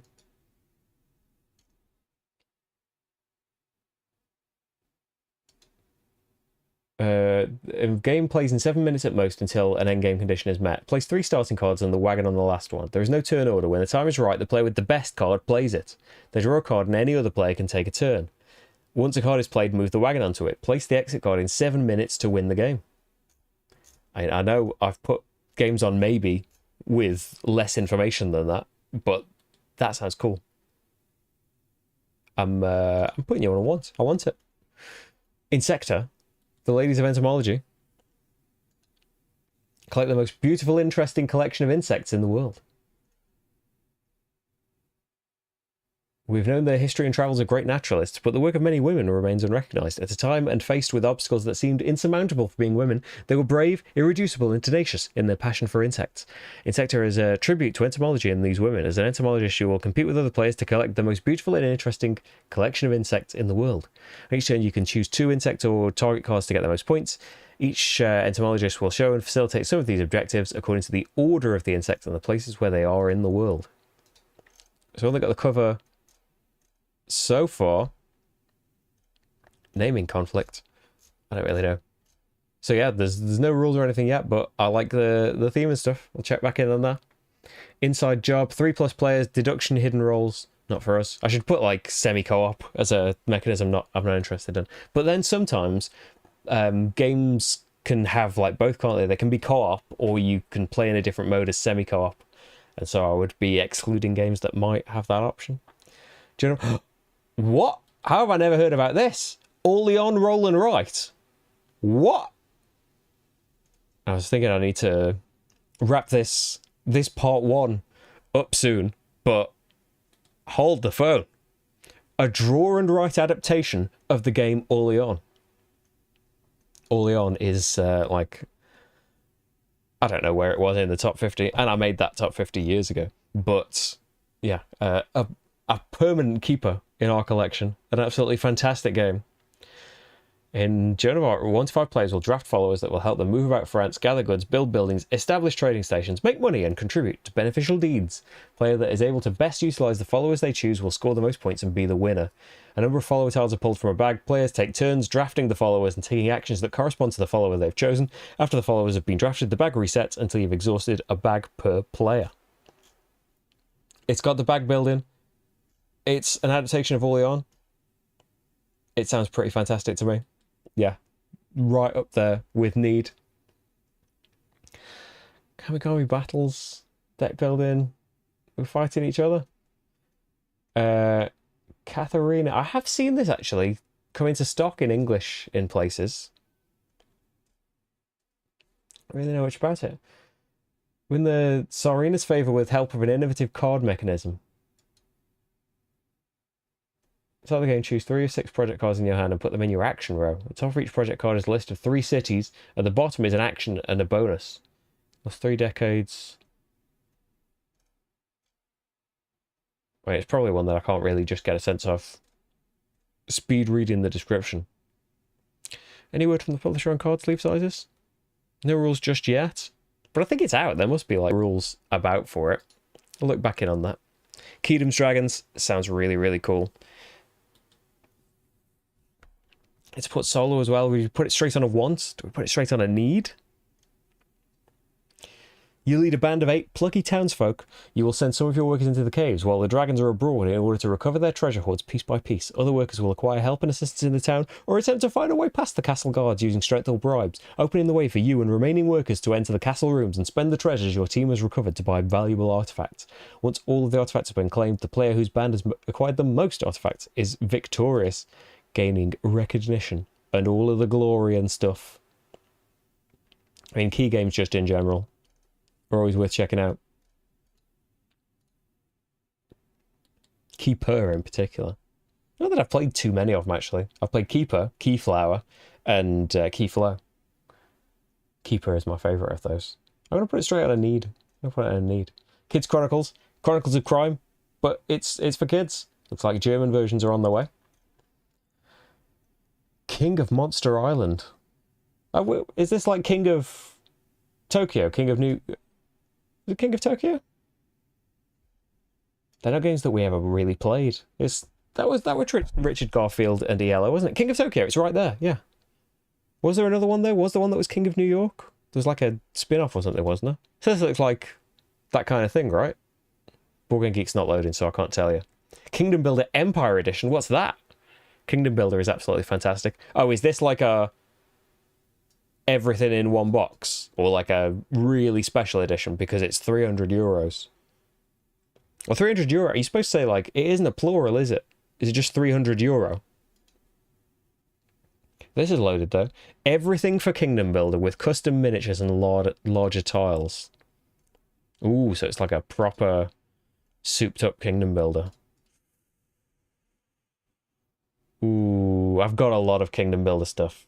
I've got, like, mine's probably quite outdated now. It's got a couple of expansions in it, and I love Kingdom Builder and its expansions. I loved Winter Kingdom as well.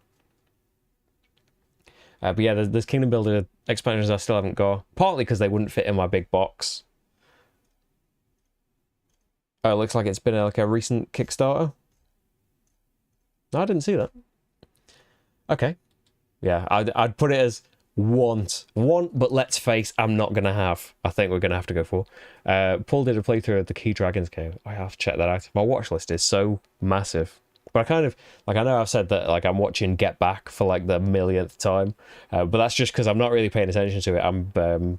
I'm painting, and it's just kind of, I'm hearing it more than anything, which is all you need. Sometimes with Get Back, it's a place where you could just put it on at any point, and it's one of the best things. So I don't want to just have it on and not pay attention. Edge, the new one is co-op King of Tokyo. Well, I did click on it, but to be honest, I might have clicked straight off it. Shows irregular movement on Monster Island. The volcano is erupting like never before. Monsters from all around the world are gathering on the island. What is happening? They don't even fight each other anymore because a greater menace is lurking, something big enough to threaten every monster and make them fight together against the same enemy. Was this in the script? Is this a cooperative King of game? Well, yeah, I have gone from being ready to click ignore to I should probably find out a bit more about it. I'm sticking it straight up at 1. And I'm tempted to go up higher. Yeah, that sounds really cool. I don't know if we ever played it. We might have seen people playing it at the game group, but yeah, direct fighting against each other. Friends might have had it actually when we were fairly new to gaming, and it's not our thing, King of Tokyo. But I think I haven't heard anything about it recently. I think I'm going to be covering Kingdom Come Deliverance in some way, hopefully. Kites. We talked about kites after the UK Games Expo. So really kind of, I don't want to say simple as in a bad thing, simple as in, a really elegant system that you kind of think, how does this not exist already? You've got a load of sand timers that you flip over to start the game, and then you play, or you've got hands full of cards that are different colours. You play a red card, that means you flip the red timer. The aim of the game is to keep playing cards cooperatively in real time. You don't let any of the sand timers run out, but of course, the way you've drawn the cards, you might not have the particular ones that are just about to run out, and you've got to play something, so you might have to flip something that's only just been flipped, and now suddenly that's going to run out again. It's so good, so good. I need it. James, your wish list is starting to increase from watching this. So's mine. There's plenty brand new ones that I hadn't heard about before. I mean, yeah, cooperative King of Tokyo. Foundation that Rado popped into. I'm glad he popped in at that point as well, because I might not have paid as much attention. I don't know if I would have dismissed it. Oleon Roland Right, did I mention that as well? I haven't been well. I'm sorry if I'm a little bit all over the place. I think I'm coming out the other side. It's not the dreaded thing. Don't worry about that. Oh, what did you add, Monica? Yeah, what was the other thing? Yeah, I've added... there were a few things I knew that were going to come up that I'm already excited about. The Discordia and Come Together, and the Uwe games, and the Stefan Feld. Actually, I'd kind of forgotten the Stefan Feld games. It's been a little while, but then, yeah, the world fell over, didn't it? It hasn't really quite stood up again. Lacrimosa, a music-themed game. Participate in the completion of Mozart's last piece, the Requiem. Take the roles of patrons of the late musician, contributing with their fundings to the composer's works one last time. During the game, you'll play in 2 different timelines, the present and the past. In the present, you commission the missing parts of the Requiem from other composers to complete it. When developing past events, the game will play in 5 epochs. By buying new compositions from the composer to sell or exhibit, accompany him on journeys through the main courts. I mean, that sounds strangely interesting.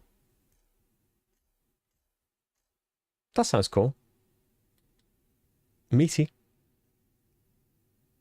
I'm gonna put maybe. I need to look into that. Hey Hans, how's it going? Oh, you're not late. You can. I think there is something on Tabletop Together where you can look at other people's lists. I'm not sure if there is. Maybe we have to be friends on it. Yeah, and if you are using the BGG preview, and you want to use the features that Tabletop Together tool has got, that Board Game Geek hasn't, you can do all of your stuff on Board Game Geek, no problem, and then you can import it here and get the list to print off, or whichever specific thing on here that you would like to add on it. Last Aurora is on your wish list already. What is Last Aurora? From 2020, equip your convoy and fend off ambush attacks as you race to catch the Aurora. Post-apocalyptic game for 1 to 4 players set in a frozen, desolate land. Each player has to manage their crew to gather resources, recruit survivors, improve their vehicle, and fight enemies as they race to reach the ship before it's too late. I mean, that sounds pretty cool. I hadn't heard about this, I don't think. But there's an expansion coming. Yeah, it's going to be at Essen. Available for purchase. That's already on your list. Hello. Anthony Boydell steps in. Has anyone mentioned... Now, you can correct me right off the bat on pronunciation here, Tony. Aleph Null? I don't think you're on the... Let me stick maybe on this. I don't think you're on the tool yet.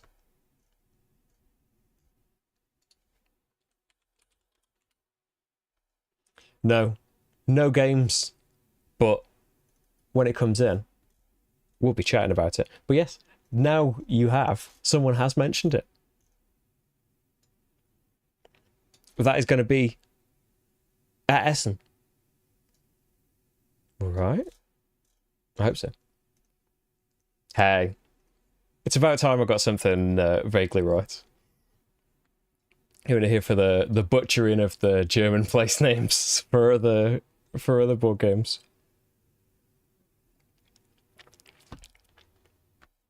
We've got... Well, actually, we can...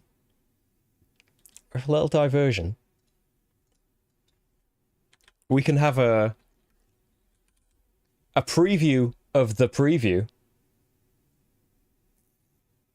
If Bogging It will ever load. We'll have a look at Lofoten.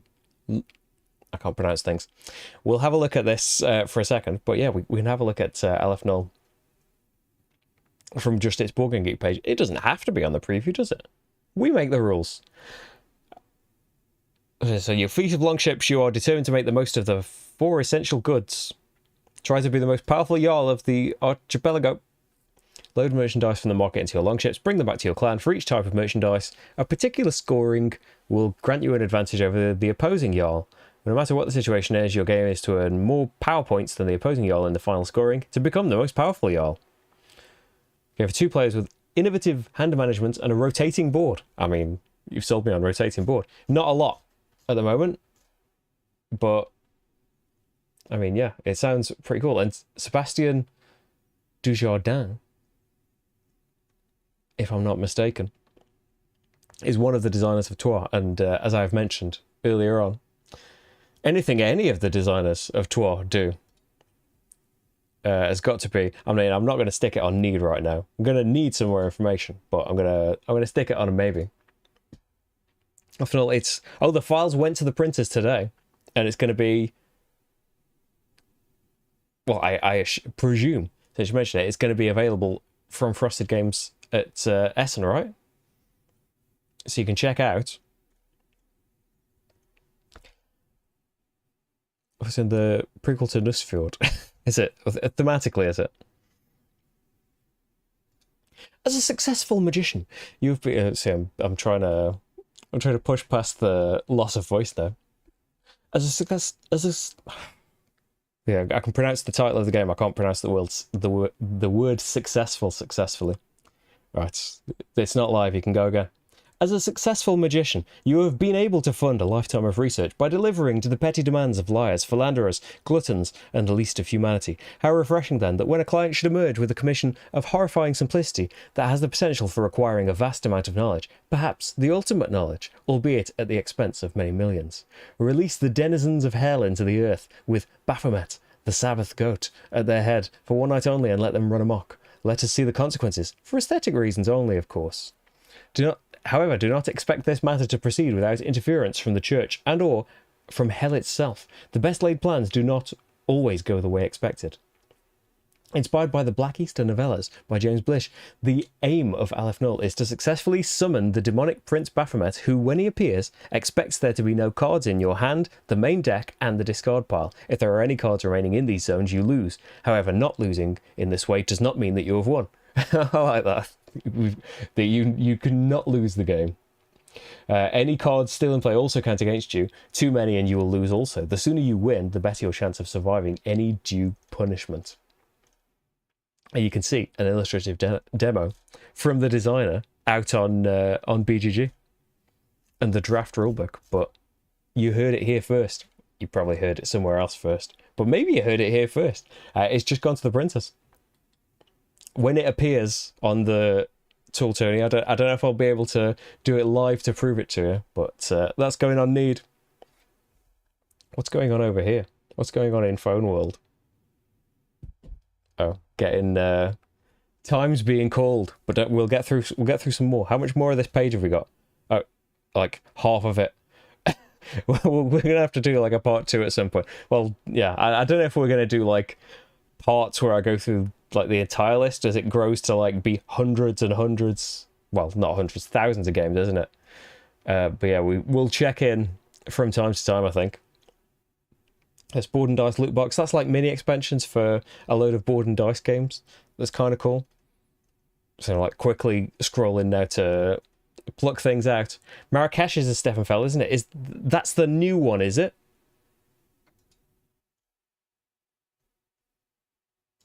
I think that's a completely new one, isn't it? Yeah, it's part of that city collection that's with Amsterdam and Hamburg, which are Macau and Bruges. And Marrakesh is a brand new Stefan Feld game. Cube Tower, Stefan Feld. Is it brand? It's brand new, right? It's not referencing Amerigo in any way. It's just, that's another Stefan Feld game with a Cube Tower, which is excellent. Hey, Stefan Feld returns to the Cube Tower. I'm sticking it on need. Oh yeah, Snowdonia. Hoping tomorrow, but it might, even if it starts tomorrow, it might stretch into next week. Snowdonia is storming the July vote, and it's getting played through again. It's going to be played through number 3, isn't it?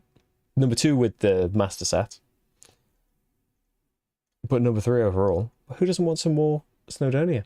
Meadow gets an expansion. Meadow is fantastic. Micro Macro, I've still never played that. I do get tempted sometimes. It's like a great big poster sheet, isn't it, with a load of tiny drawings on, and you need to find, it's a cooperative game, you need to find various bits out on this thing that tell a story as you go along. I don't know if any of that makes sense. Isn't My Island, My City, the Roland right? Not that we got that far in My City. Rather than just playing My City, this is a mistake I make a lot of the time. Rather than just getting My City and playing through it and then maybe telling you about it later. This was in the old house, so it was ages ago. This was probably about 2 years ago. We got My City, which is like a polyomino lay-in game, but it's Legacy from Reiner Knizia. And I was like, to Rach, we should film every game of it, and then we can like play through the whole thing. And we started it, and so like it makes everything take ages, and then the footage went wrong, and so I never did make a playthrough, and the box is still there, I think, like 2 or 3 games in. I loved it, though, and I've got every intention of going back to these things, but time doesn't seem to exist. Competitive legacy game where you develop your own unique island from connected hexagons. You experience the history of your island and discover its secrets with each of the individual games, featuring new rules and game materials with which you will permanently change your island. Absolutely. I was only going to be there in German. Is it? I think My City could have been quite language independent, couldn't it? Where's the... Is it in the full credits bit? There's usually a bit somewhere on the board game. Oh, there we go. Language independence, no votes. Well, I suppose, yeah, it's early days, isn't it? It's not out yet. German language only? Title is the same in any language, so we might just need the rules. Yeah, they do tend to put a German version out. Although there doesn't tend to be as much I think I said all this earlier, didn't there? There doesn't tend to be as much of a gap between the German and English versions anymore. Thames and Cosmos put them out in the UK at least. Steve endorsing Micro Macro. Do we need to get on it? I know there's been 2 so far. Alright, this is coming out in German. I'm going to put like on it. Maybe we need to give it a go. I realise I'm skipping past a load of things now, but it's because like I've got to go in a minute. Let's just click on a load of things and not prioritise them. Oh, here's the O's that we skipped to earlier. Yeah, the Uwe, the Uwe heavy game that I backed. I backed for the, what am I trying to think of? The expansion as well. Oh, Origins is getting an expansion. That's cool. Paris is getting an expansion. Oh, is this this is DMZ Games. Nice Game Publishing. Now, Race Formula 90. I don't really know much about the actual gameplay of it. And I don't watch or really care about Formula anything, any kind of Formula racing.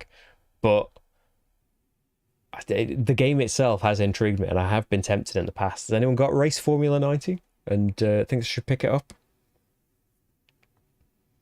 I'm even going to look into it. I'm going to stick Want on it. Not that I will be able to get it, but I'd really like it. And that one, I really like My City. Yeah, I definitely want the My City roll and write. Would definitely get on that. New York City, more from the. Is this a new one as well? New York's a new game, isn't it? Oh no, this is based on Rialto. Did we? We played Rialto. I think I really enjoyed Rialto, and Rach really didn't like Rialto. It's been so many years now that I can't really remember why I really liked it or why she didn't really like it. I think for 2 players, didn't it need a dummy player? Oh yeah, it says right at the top, re-implements Rialto. Yeah, I think for 2 players, you might have needed some kind of dummy player thing that you could manipulate a bit. And yeah, I'm fine with that in 2-player games. Rach really didn't like it. She didn't ever like it in Seven Wonders either, though. I really liked the bot in Seven Wonders for 2 players. Yeah, New York City. Up for that, though. Up for the entire city collection. So that's probably... I don't know, probably as excited about that. Because that will have been kind of refined and improved maybe as well. Especially because it supports solo now. Maybe whatever you do for solo, you can... Maybe that'll work into the 2-player. I haven't really seen it. Most excited for the new Macau, even though I have already got Macau. Then probably the new game. Is it Marrakesh? Cube Tower. And yeah, then the new Rialto, the new Bruges. Revive is coming from Aporta Games. Again, like Chili Fox is the game from not a game, is a publisher from Eilif Svensson and his brother Asger. They started that to do Riverside. Asmund, I do apologize, Asmund. Yeah, they co-founded that company to do Riverside, and but they Eilif and Christian Amundsen Otsby design a lot of games together for Aporta too. And this looks like it's got Helga Meissner and Anna Wormland designing as well. Revive civilization 5,000 years after everything was destroyed. Explore the frosted lands and harness its resources. Recruit local inhabitants to your tribe. Build factories and machines and revive lost locations and relearn your tribe's forgotten abilities. Civilization game for 1 to 4 players with lots of variation and no fighting or direct conflict. Thank you very much. That's all I need to hear. Playing through the 5-part campaign unlocks additional content, and once it's all been unlocked, the game can be replayed indefinitely. At the beginning of the game, each player gets a set of citizen cards, a tribe board, huge dual-layer player board. The tribe board shows your unique tribe ability and the ancient technologies you may relearn during the game. You play a card, explore, populate, and build a factory, and activate any number of your machines. So we're doing some engine building. Reaching certain milestones lets you take an artifact from the main board.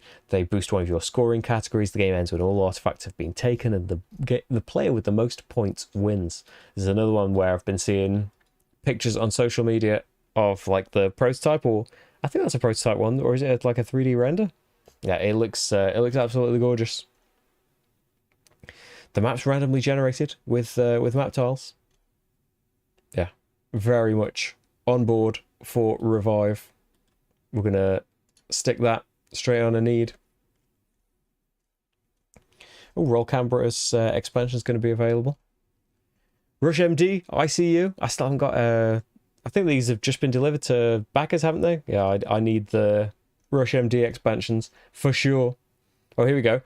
So far, what I have said I want it'll only cost me $3,000. I think that's telling you everything on this list. If you went for everything that like I had prioritized so far, let's see, everything I've put higher than a maybe, everything I've put higher than, yeah, like, want, or need, just filter those ones. So they'll just cost me €2,200. I've got that lying around. Yeah, obviously these are idealized things.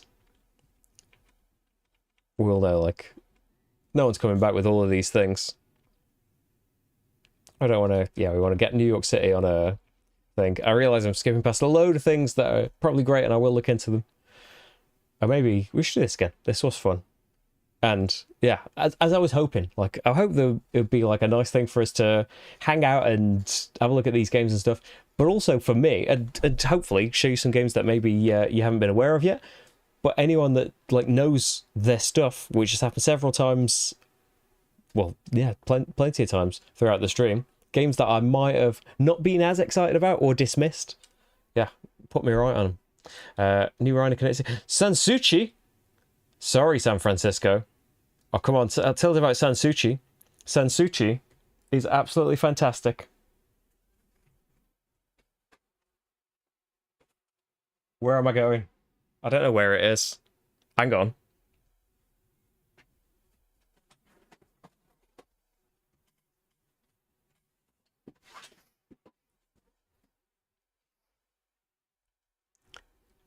Here it is. You can see my playthrough. I don't know why I have to prove to you that I have Sanshuchi. Almost 6 years ago, I played through Sanshuchi, I think. I think it's one of the ones that I did, which is very early in the history of the channel. It's one that I did in a real rush because I was going on holiday and wanted playthroughs to exist. Sanshuchi's fantastic, by the way. Whoops. Where's everything gone? Come on, load me a page. There we go. Yeah, so Sanshuchi is from 2013. It's absolutely fantastic. Kramer and Kiesling work together beautifully, but also make fantastic games apart too, as you may well know. It's Wolfgang. Does Wolfgang Kramer do Azul? I get mixed up. Yeah, oh no, it's Michael Kiesling that does Azul and Heaven and Ale, and Tikal is both of them. Vikings is just Michael on his own. They've done a million games, right? They are, yes, very, very storied designers. Sanshuchi is dead simple. Get a tile, put it down in your garden, move down one of your meeples as far as they can go. The further they get, the more points that they're worth. You want to match these things up. I haven't played it for ages and ages, but yeah, it's one Rich and I absolutely love. So clicking on this page isn't going to tell me much about the new edition. It looks like it's got a new cover. Does the art change? What you need to know. New edition this year, 3 years ago. Any news on this, on the new release?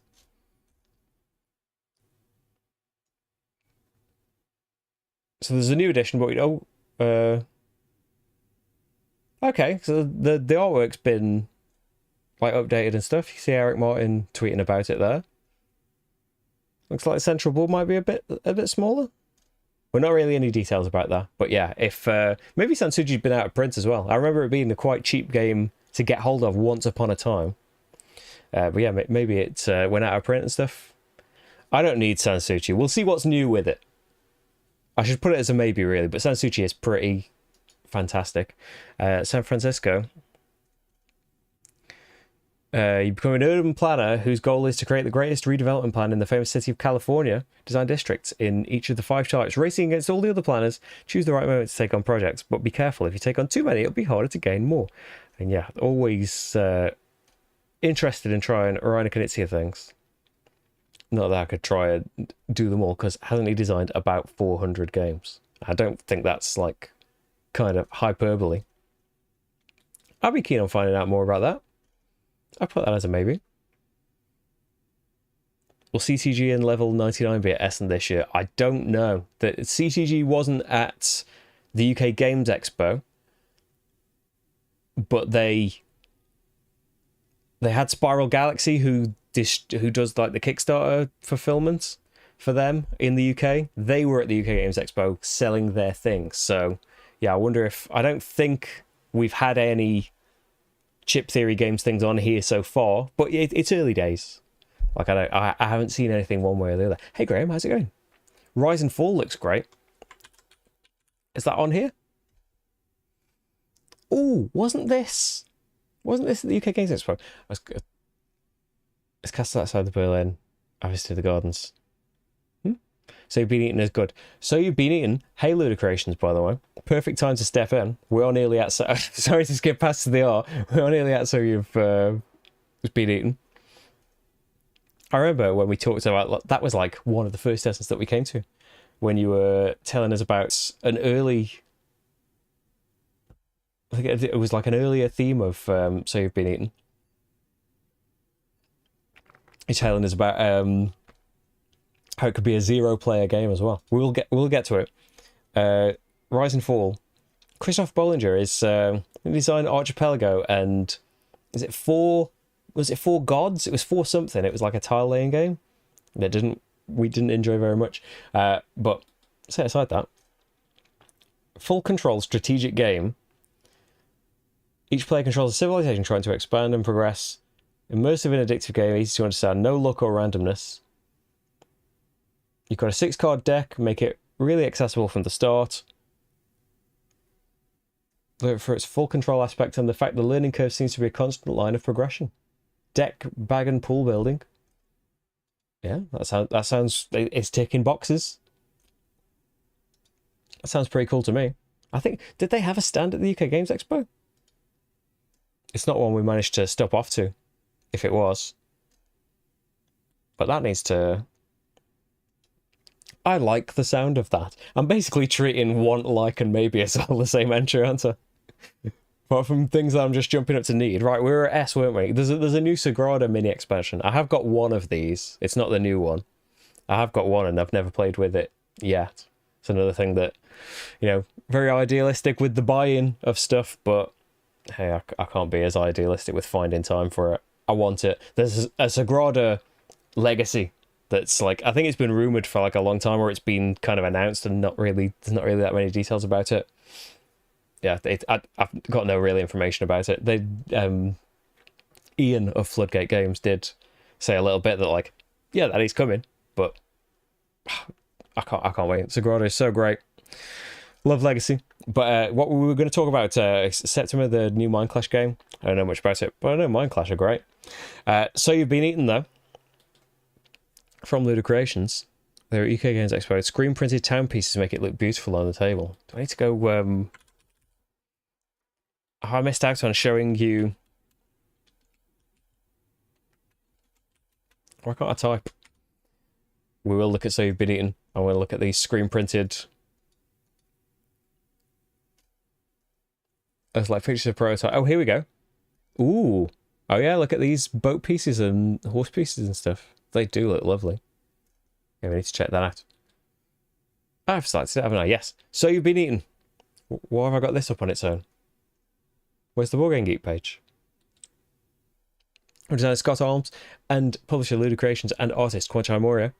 All, how many more ticks do you need? Oh, it even emphasizes it on the description as well. It can play 0 players because like has it got 2 different bots that you can play against, but you can just set them out to compete against each other in it if you would just like to spectate a game of it. So You've Been Eaten. Don't worry, this is simply an occupational hazard. In fact, it's fairly common among deep space miners, and some say that it's almost unavoidable. And, well, it is. Especially since the crystals that you seek happen to be inside giant space beasts. To mine them, you need to, well, be eaten. But no reason to panic. We're here to help you deal with the physical and mental challenges of being eaten. This handy simulation stroke survival guide is standard issue for all recruits and will eventually lead to a productive, if not potentially brief, career in space mining. Should you achieve your objective and mine enough crystals to meet your quota, it is then cost effective for the company to activate your jetpack and extricate you from the proverbial belly of the beast. I like extricate. While the beast's immune response was not enough to prevent its demise, its contribution to human progress and corporate profitability are most definitely appreciated. Oh, I felt I got so well reading that out then and stumbled on like the word definitely. So yeah, you've been eaten. You need to be eaten because you want the stuff that's inside the beast. You can play it as a game for 2 players with miner player versus beast player. A game for 1 player where you are miner versus AI beast.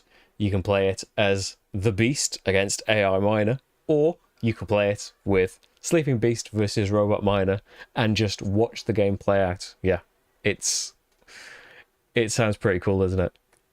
And it's delivering soon, right? Fast reader. Yeah, my eyes are faster than my mouth. Yeah, if only we could have more games that would just kind of let us play. Like this is how we get enough time to play our games. If everything had a 0 player mode, you could set one up and just start it playing, and you could watch that as you were setting up your next game, which of course you would then let play itself while you put that away and set up another one.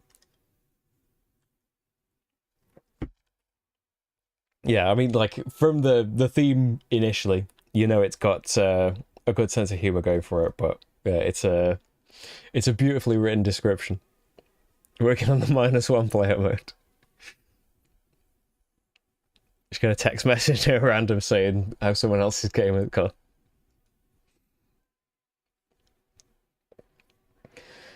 Because 0 player, it's gonna be like a Toy Story situation, isn't it? It'll play itself, but not while you're watching.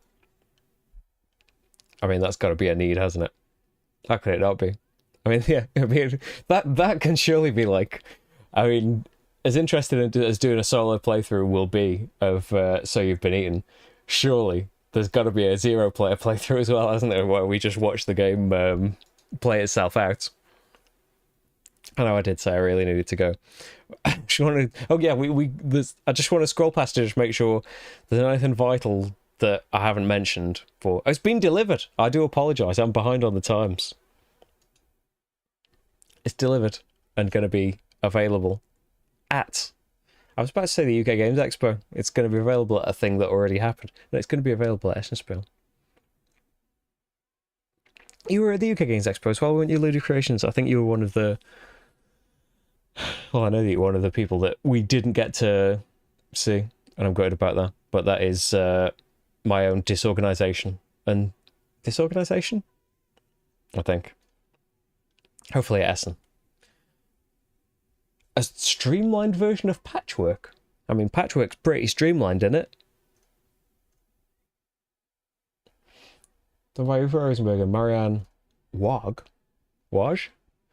So the soundtrack chooses one of the next 3 furniture items. Oh, we're loading a truck with furniture. I like that. I like that as a Reef theme. That's pretty cool. So how's it more streamlined?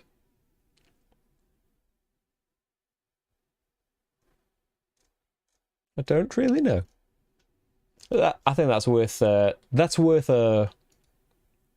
looking at, isn't it? I don't know. Like, Patchwork Express was nice, but it wasn't a keeper, whereas Patchwork, I think, is a permanent one. Although, yeah, my sister's got Patchwork. She was going to try out board games for the first time. I don't know if she ever has.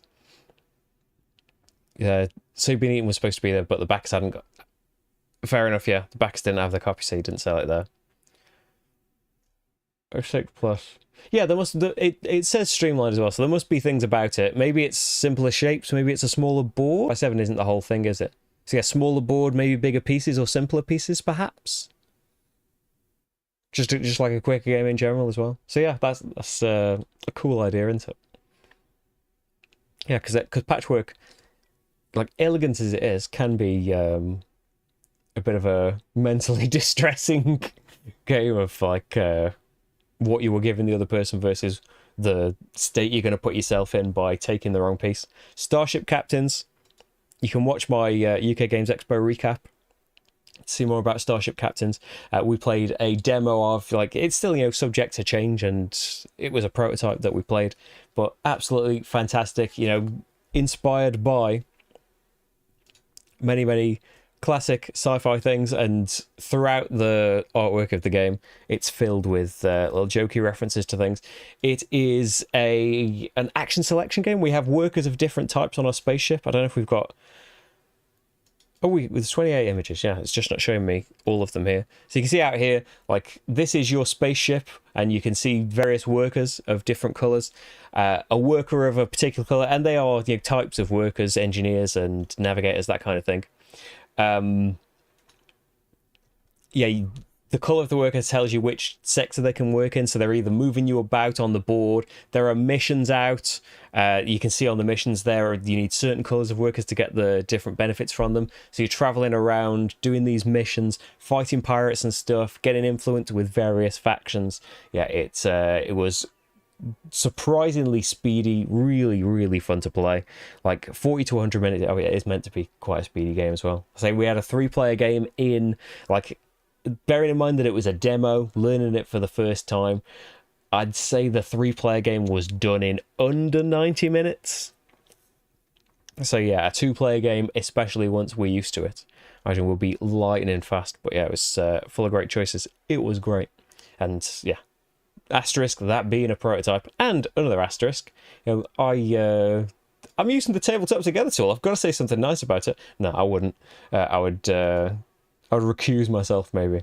But Peter is lovely, and yeah, I'm glad that his game is good, so I can just say that. So I can just be honest about it. I'd always be honest. I'd be just British and awkward about it otherwise, wouldn't I? But yeah, everyone in the chat, please make sure that you're all prepared for eaten by space beast situations. And contact Luda Creations if you would like to be more informed of how you can protect yourself. Hey Jeff, how's it going? Hey Peter. So yes, Starship Captains, Stellarion. I mean, I've only really played... What's the very first game in this series? Is it Arian? It wasn't Arian. Honorim. Honorim is the only one that I've played. And I have been tempted by the others. Great solo experiences. They can be played 2-player as well. A new one in that series. I want to play... Arion was the dice game, right? Yeah. They always look beautiful, and I really want to give them a go. Well, why don't you then? Put them on once. We've already put like a ridiculous amount of games on here. Yes, I'm meant to be being quick.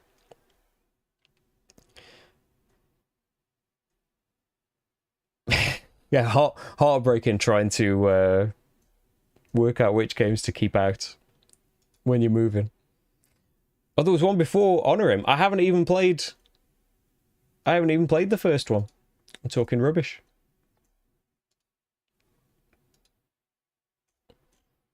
Wasn't it? Oh, Honorim is 2010 and Urbion is 2012, but Honorim had like a second... Yeah, the second edition is 2014, so the second edition's afterwards. Because I remember I had the second edition, wasn't it, in like a magnetic box, and it had like a load of little mini expansion modules on top of it as well. Fun fact, Shadi Torbay is a famous opera vocalist when he's not desiring Honorim type games. Wow, really? Not as fun fact, he is the designer of the solo mode of Trois. Like, it's not as impressive now. I should have gone with that first, shouldn't I? But yeah, that sticks out in my mind. Designed the brutally difficult solo mode of Trois, which is one of my favourite games. Despite the fact that I'm still not very good at the solo version of it. So yeah, I realise I'm skipping past a load of things, but I was told to... I am needed about half an hour ago. Targi bonus box. I still haven't got the Targi expansion. Targi is a brilliant 2-player game though. Contains wooden tokens to replace the goods in the base game, 2 modules of 6 new edge cards, new action cards, and rules for a solo mode can be combined with the expansion. Maybe it'll be okay that it's in German. It's Stroganoff. I missed an auction for this where it went really cheap. I was really annoyed because it has been, I think it's been requested, right?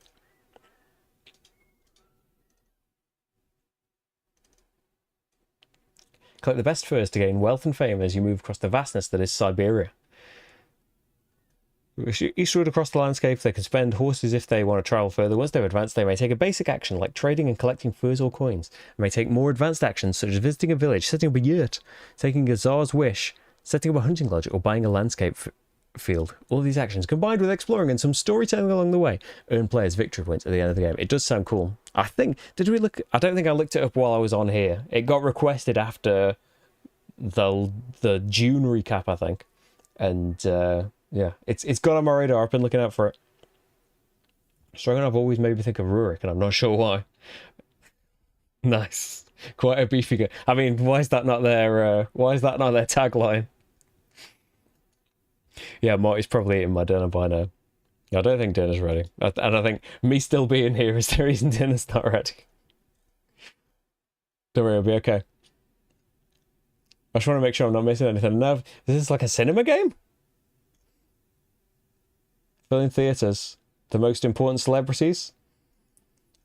It introduces an innovative mechanic called Share and Write. While the randomness is created by player interaction, each turn players will get a reservation panel and have to decide whether to use the usher's ability or get points.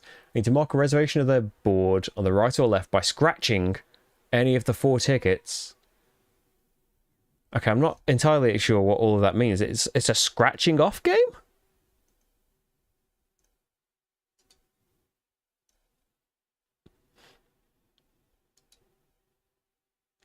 Oh, by writing on it. Okay, that sounds interesting. Share and write. I'm not sure entirely what they mean, but I'm up for it. There is English rules for it. Yeah, I'll have to check them out another time, or maybe we'll have to log in next time. I'm usually not logged into things in this browser, although I am logged into Tabletop Together. Anything and write, I'm up for. Town Tissue's getting an expansion. Terra Nova. It's like accessible Terra Mystica? I'm getting that right? I saw the announcement for it. Simplified version of the strategy game Terra Mystica. Up to 4 players control one of 10 factions, each with different abilities, compete against one another to explore new territories in peaceful competition, erect buildings and achieve certain goals from round to round. Use your faction's special abilities in a clever way to control the largest territory at game's end and finish with the most points. We've only really played... I played Gaia Project a lot more than I played Terra Mystica. I think multiplayer... Kind of the cutting people off didn't really work that well for us. We were talking about Terracotta Army earlier, weren't we? Hey, you can check out Paul Grogan of Gaming Rules has done a playthrough, and it sounds like Rado is filming his right now. The Animals of Baker Street cooperative deduction game. Lead the investigation of Baker Street with Toby's animal crew. Meet the animal characters of Baker Street. I'm on board. I'm on board. Like, The Fog, I'll be doing a video for The Fog, actually. I think in September. The Loop expansion is coming out in German. Let's go Palaces of Carrara. Palaces of Carrara is amazing. I'm not really up with what is going to be in the second edition of it. But, yeah, I absolutely adored the first edition. Red Cathedral's getting an expansion. Still haven't played the Red Cathedral. Heard good things. The Thing, we've been told about The Thing actually the other day. Someone in a shop was telling us about The Thing. We're not really into semi-co-ops, but thematically it sounded very appropriate. Oh, that enemy. Top 10 quiz. I will look through like all of these other things. Village Rails looked great. I mean, I feel like I'm never shutting up about them lately, but Matthew Dunstan and Brett Gilbert, designers of... Yeah, speaking of, I think I did this in the recap. Speaking of designers that have designed a million things, and I keep harking back to the same one all the time. Elysium is absolutely fantastic. They've designed a billion things, separately and together since then. Okay, Chocolate Factory. I was saying earlier how good Chocolate Factory was, though, but Elysium. I should put Elysium in the vote. We'll play through that at some point. It's glorious. They're doing a game from Osprey, Village Rails. A game of locomotives and local motives. Nice. You'll be crisscrossing the fields of England with railway lines, connecting villages together and navigating the complex and ever-changing demands of rural communities. Connect stations and farmsteads to your local network while placing railway signals and sidings ever so carefully. Meet the exacting standards of cantankerous locals planning strangely specific trips and weigh their demands against your limited funding. There is much to balance in this tricky tableau building card game of locomotives and local motives. Oh, that had some lovely tongue twisters in it. Yeah, I'm on board. No pun intended. Need. Red Cathedral is great. No way an expansion can fit in that box. Do I need to get... I think, yeah, there was talk of me doing the Red Cathedral at some point, but I never received it. It was meant to be on the way, but it never got on the way, I don't think. I'm not complaining. Voidfall. Yeah, the Mind Clash looked amazing. I don't know if we'll ever get it. We're not getting Perseverance, unfortunately, because it's like a bespoke special thing. But yeah, I'd love to play that at some point. Warhammer Quest, I'm interested in. It looks like a. I've never played any of the. There was like a Hero Quest, wasn't there? Like way back when. There's a great big Hero Quest that was Warhammer, so it was like a bit more involved than Hero Quest was, which was pretty simplified. Hey, I could play it when I was fairly young. And then Warhammer Quest came out as like it was a small box Fantasy Flight co-op game, wasn't it? That I think did pretty well. I haven't played either of them, but there's another Warhammer Quest thing happening from Games Workshop, like a smaller card-based affair. Oh, that you load as soon as I click off the page. I'm into any kind of co-op dungeon crawling, but it's meant to be like quicker games, like it's done in like half an hour. That sounds cool. Elysium is really pronounced. Well, I'll have to. If only we could have this in. We need to do this in Discord next time, so you could jump in with that pronunciation. Yeah, usually you ideally you'd want the expansion fitted in the main box, wouldn't you? Because yeah, if I had to keep all the expansion boxes for things, yeah, there'd be a lot fewer games about. White Hat coming out. Wonderwood. Woodcraft! Yes! I'm glad that I did this final scroll. We can't not talk about Woodcraft, which, I mean, it looks like we've got to talk about Woodcraft in a minute. It's a need straight off the bat. Anything from Delicious Games, anything from designer Vladimir Suchi, although it's another co-design, this time with Ross Arnold, who is from the UK. This is his first design. But that was true of... I forget the name. The co-designer of Messina. Raul Fernandez Aparicio was a first-time designer as well, right?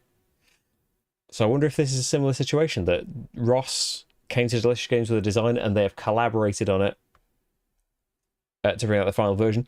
But yeah, Delicious Games so far have made Praga Caput Regni, have made Messina 1347, have made Monster Baby Rescue. Make sure that I get the name absolutely right of it. Just Monster Baby Rescue is a lighter game, but yeah, Vladimir Suchi is just a maker of glorious meaty Euro games. Underwater Cities, of course, not forgetting that. So the latest one for this Essen. In Woodcraft, you play as elves, running competing workshops in the woods, with you gathering wood and crafting goods for your customers. Along the way, you hire helpers, improve your workshop, and buy different types of wood and other tools to create the best workshop you can. During the game, players complete their projects with wood, dice, that can be cut down to size, glued back together, and adjusted using dice manipulation to be as efficient as possible with their resources. Whoever builds the best, most successful workshop wins. So not too much information just yet, but here's another one where I don't really need much information. That is a need, just knowing it's something from Vladimir Suchi. Not downplaying Ross, of course. The new Artipia game? Right, the future. Rolling right.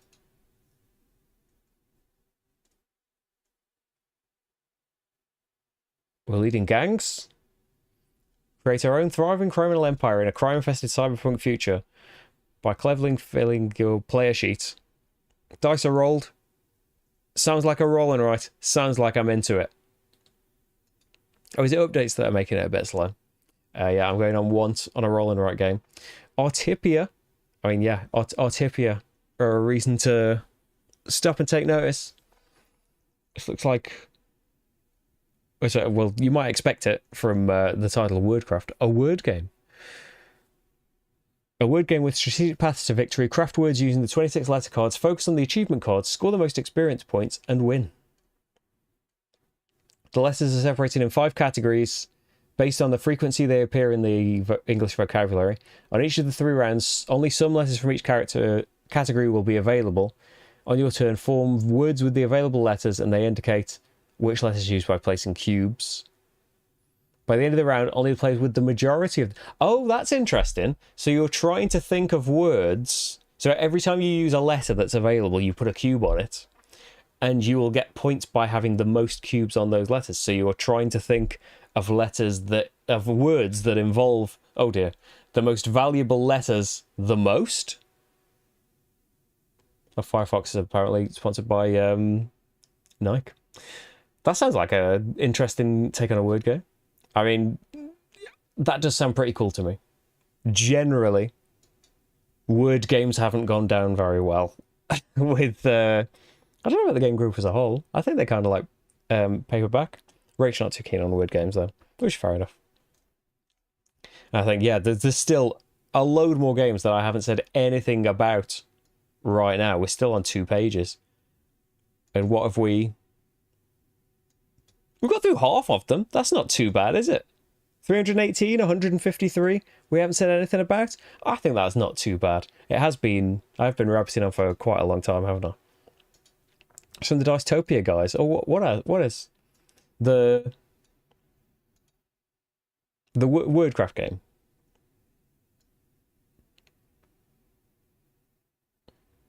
But yeah, already, just from those things, like plenty more to investigate, plenty more that might go up and down, but I'd say there's 33 I'm pretty keen on there. And so, some are demos to go and look at. Loads of the Stefan Feld, Arceus I remember being brilliant. Anything Uwe Rosenberg, Beyond the Rift, Castles of Mad King Ludwig Collector's Edition is probably just going to be, wishful thinking. Probably just going to be walking around. Oh right, the future is Dystopia. Okay. New Games and Clever come together. Sounds fantastic. Getting a 60s music festival together. Discordia, from the designer of Peloponnese. Dungeon Drop, you can see a playthrough of. New Great Western Trail. More Stevenfeld. Roll and Write Early On. Can't wait for that. New game in the Key series. Kites. Absolutely fantastic. Simple real-time co-op. More Stefanfeld. Roll and Write My City. Can't wait. More Stefanfeld. Hey, a great year if you like... medium weight euros in it. If you've been hoping for some more from Stefan Feld and Uwe Rosenberg, hey, Essen 2022 is the one for you. So expansions for that one. Revive, new from a Porter, always worth checking out from a Porter, in my opinion. Rush MD, absolutely fantastic real-time game. Expansions for that are going to be available. Sanshuchi was great before. Don't really know anything about the new edition, but hopefully it's great now. So You've Been Eaten. I mean, can you say anything? Well, I can't say that another game plays at 0 players, but it's take that out of it. It sounds like a great funny theme. I'm going to be looking out for it. Starship Captains, as I said, we played it at the UK Games Expo. We're really looking forward to the final thing because loved the demo of it. Village Rails, Matthew Johnston, Brett Gilbert, Woodcraft, Vladimir Suchi. Just that is €1,300. I mean, I bet the Castles of Mad King Ludwig is adding a fair few dollars to that. That's €200 just for that one. But I mean, board games ain't cheap, just generally, are they? As I said, I'm not going to be able to get all of these things. I mean, Amsterdam is €100. So I say euro because I think that's the way I'm supposed to say it. But heck, this I got to pluralize it. Hey, tons and tons of great things. If you like, whether you're here now or watching it back later, thank you for joining me. If there's anything that I've kind of glossed over or not sounded quite excited enough about, feel free to let me know about it. And yeah, there's plenty of time to reassess what I think about it. Loads of the things that I have put maybe on as well are just like, I need to go back and have a look at the rules, or it hasn't got any information yet. I need to go back and have a look. Are the Queen games like, is that just the price of Amsterdam, that it's €100, or is that like you can get, because I know they've done in the past, haven't they, with like Copenhagen and stuff, you can get a fancy version or you can get just the cardboard version?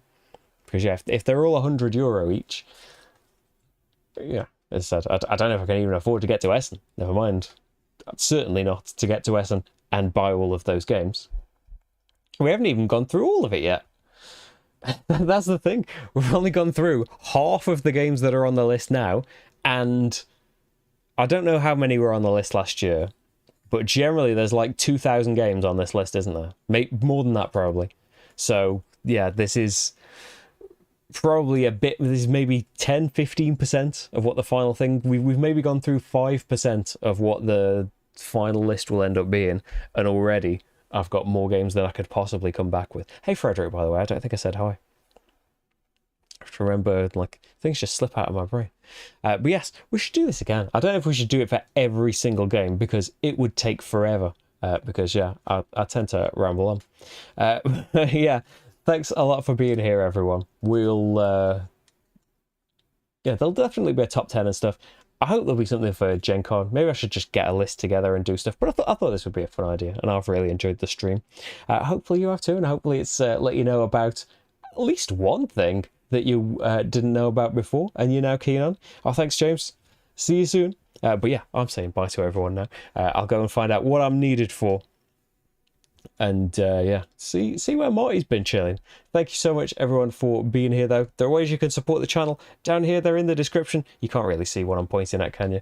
Yes, thank you so much for making it all happen. There'll be more playthroughs. There'll be a first rap playthrough going up on the channel very, very shortly. I have just finished editing the Eldritch Horror playthrough, which is going up on Patreon for early access. It's massive. It's going up in episodes because it's enormous and stuff went wrong and it took ages to fix it, but it's all done now. And I think that yeah, if you haven't sat down for hours and hours and hours and hours editing it, it's going to be a great watch. I think anyway. Well, I suppose that depends on your position of Eldritch Horror. A lot of people will have played it before I have. I love it though. Yes, I said I was going there, didn't I? Thank you so much for being here, everyone. Tune into social media on Monday and we'll see what live I'm doing next week. Yeah, and thank you for being here for this one.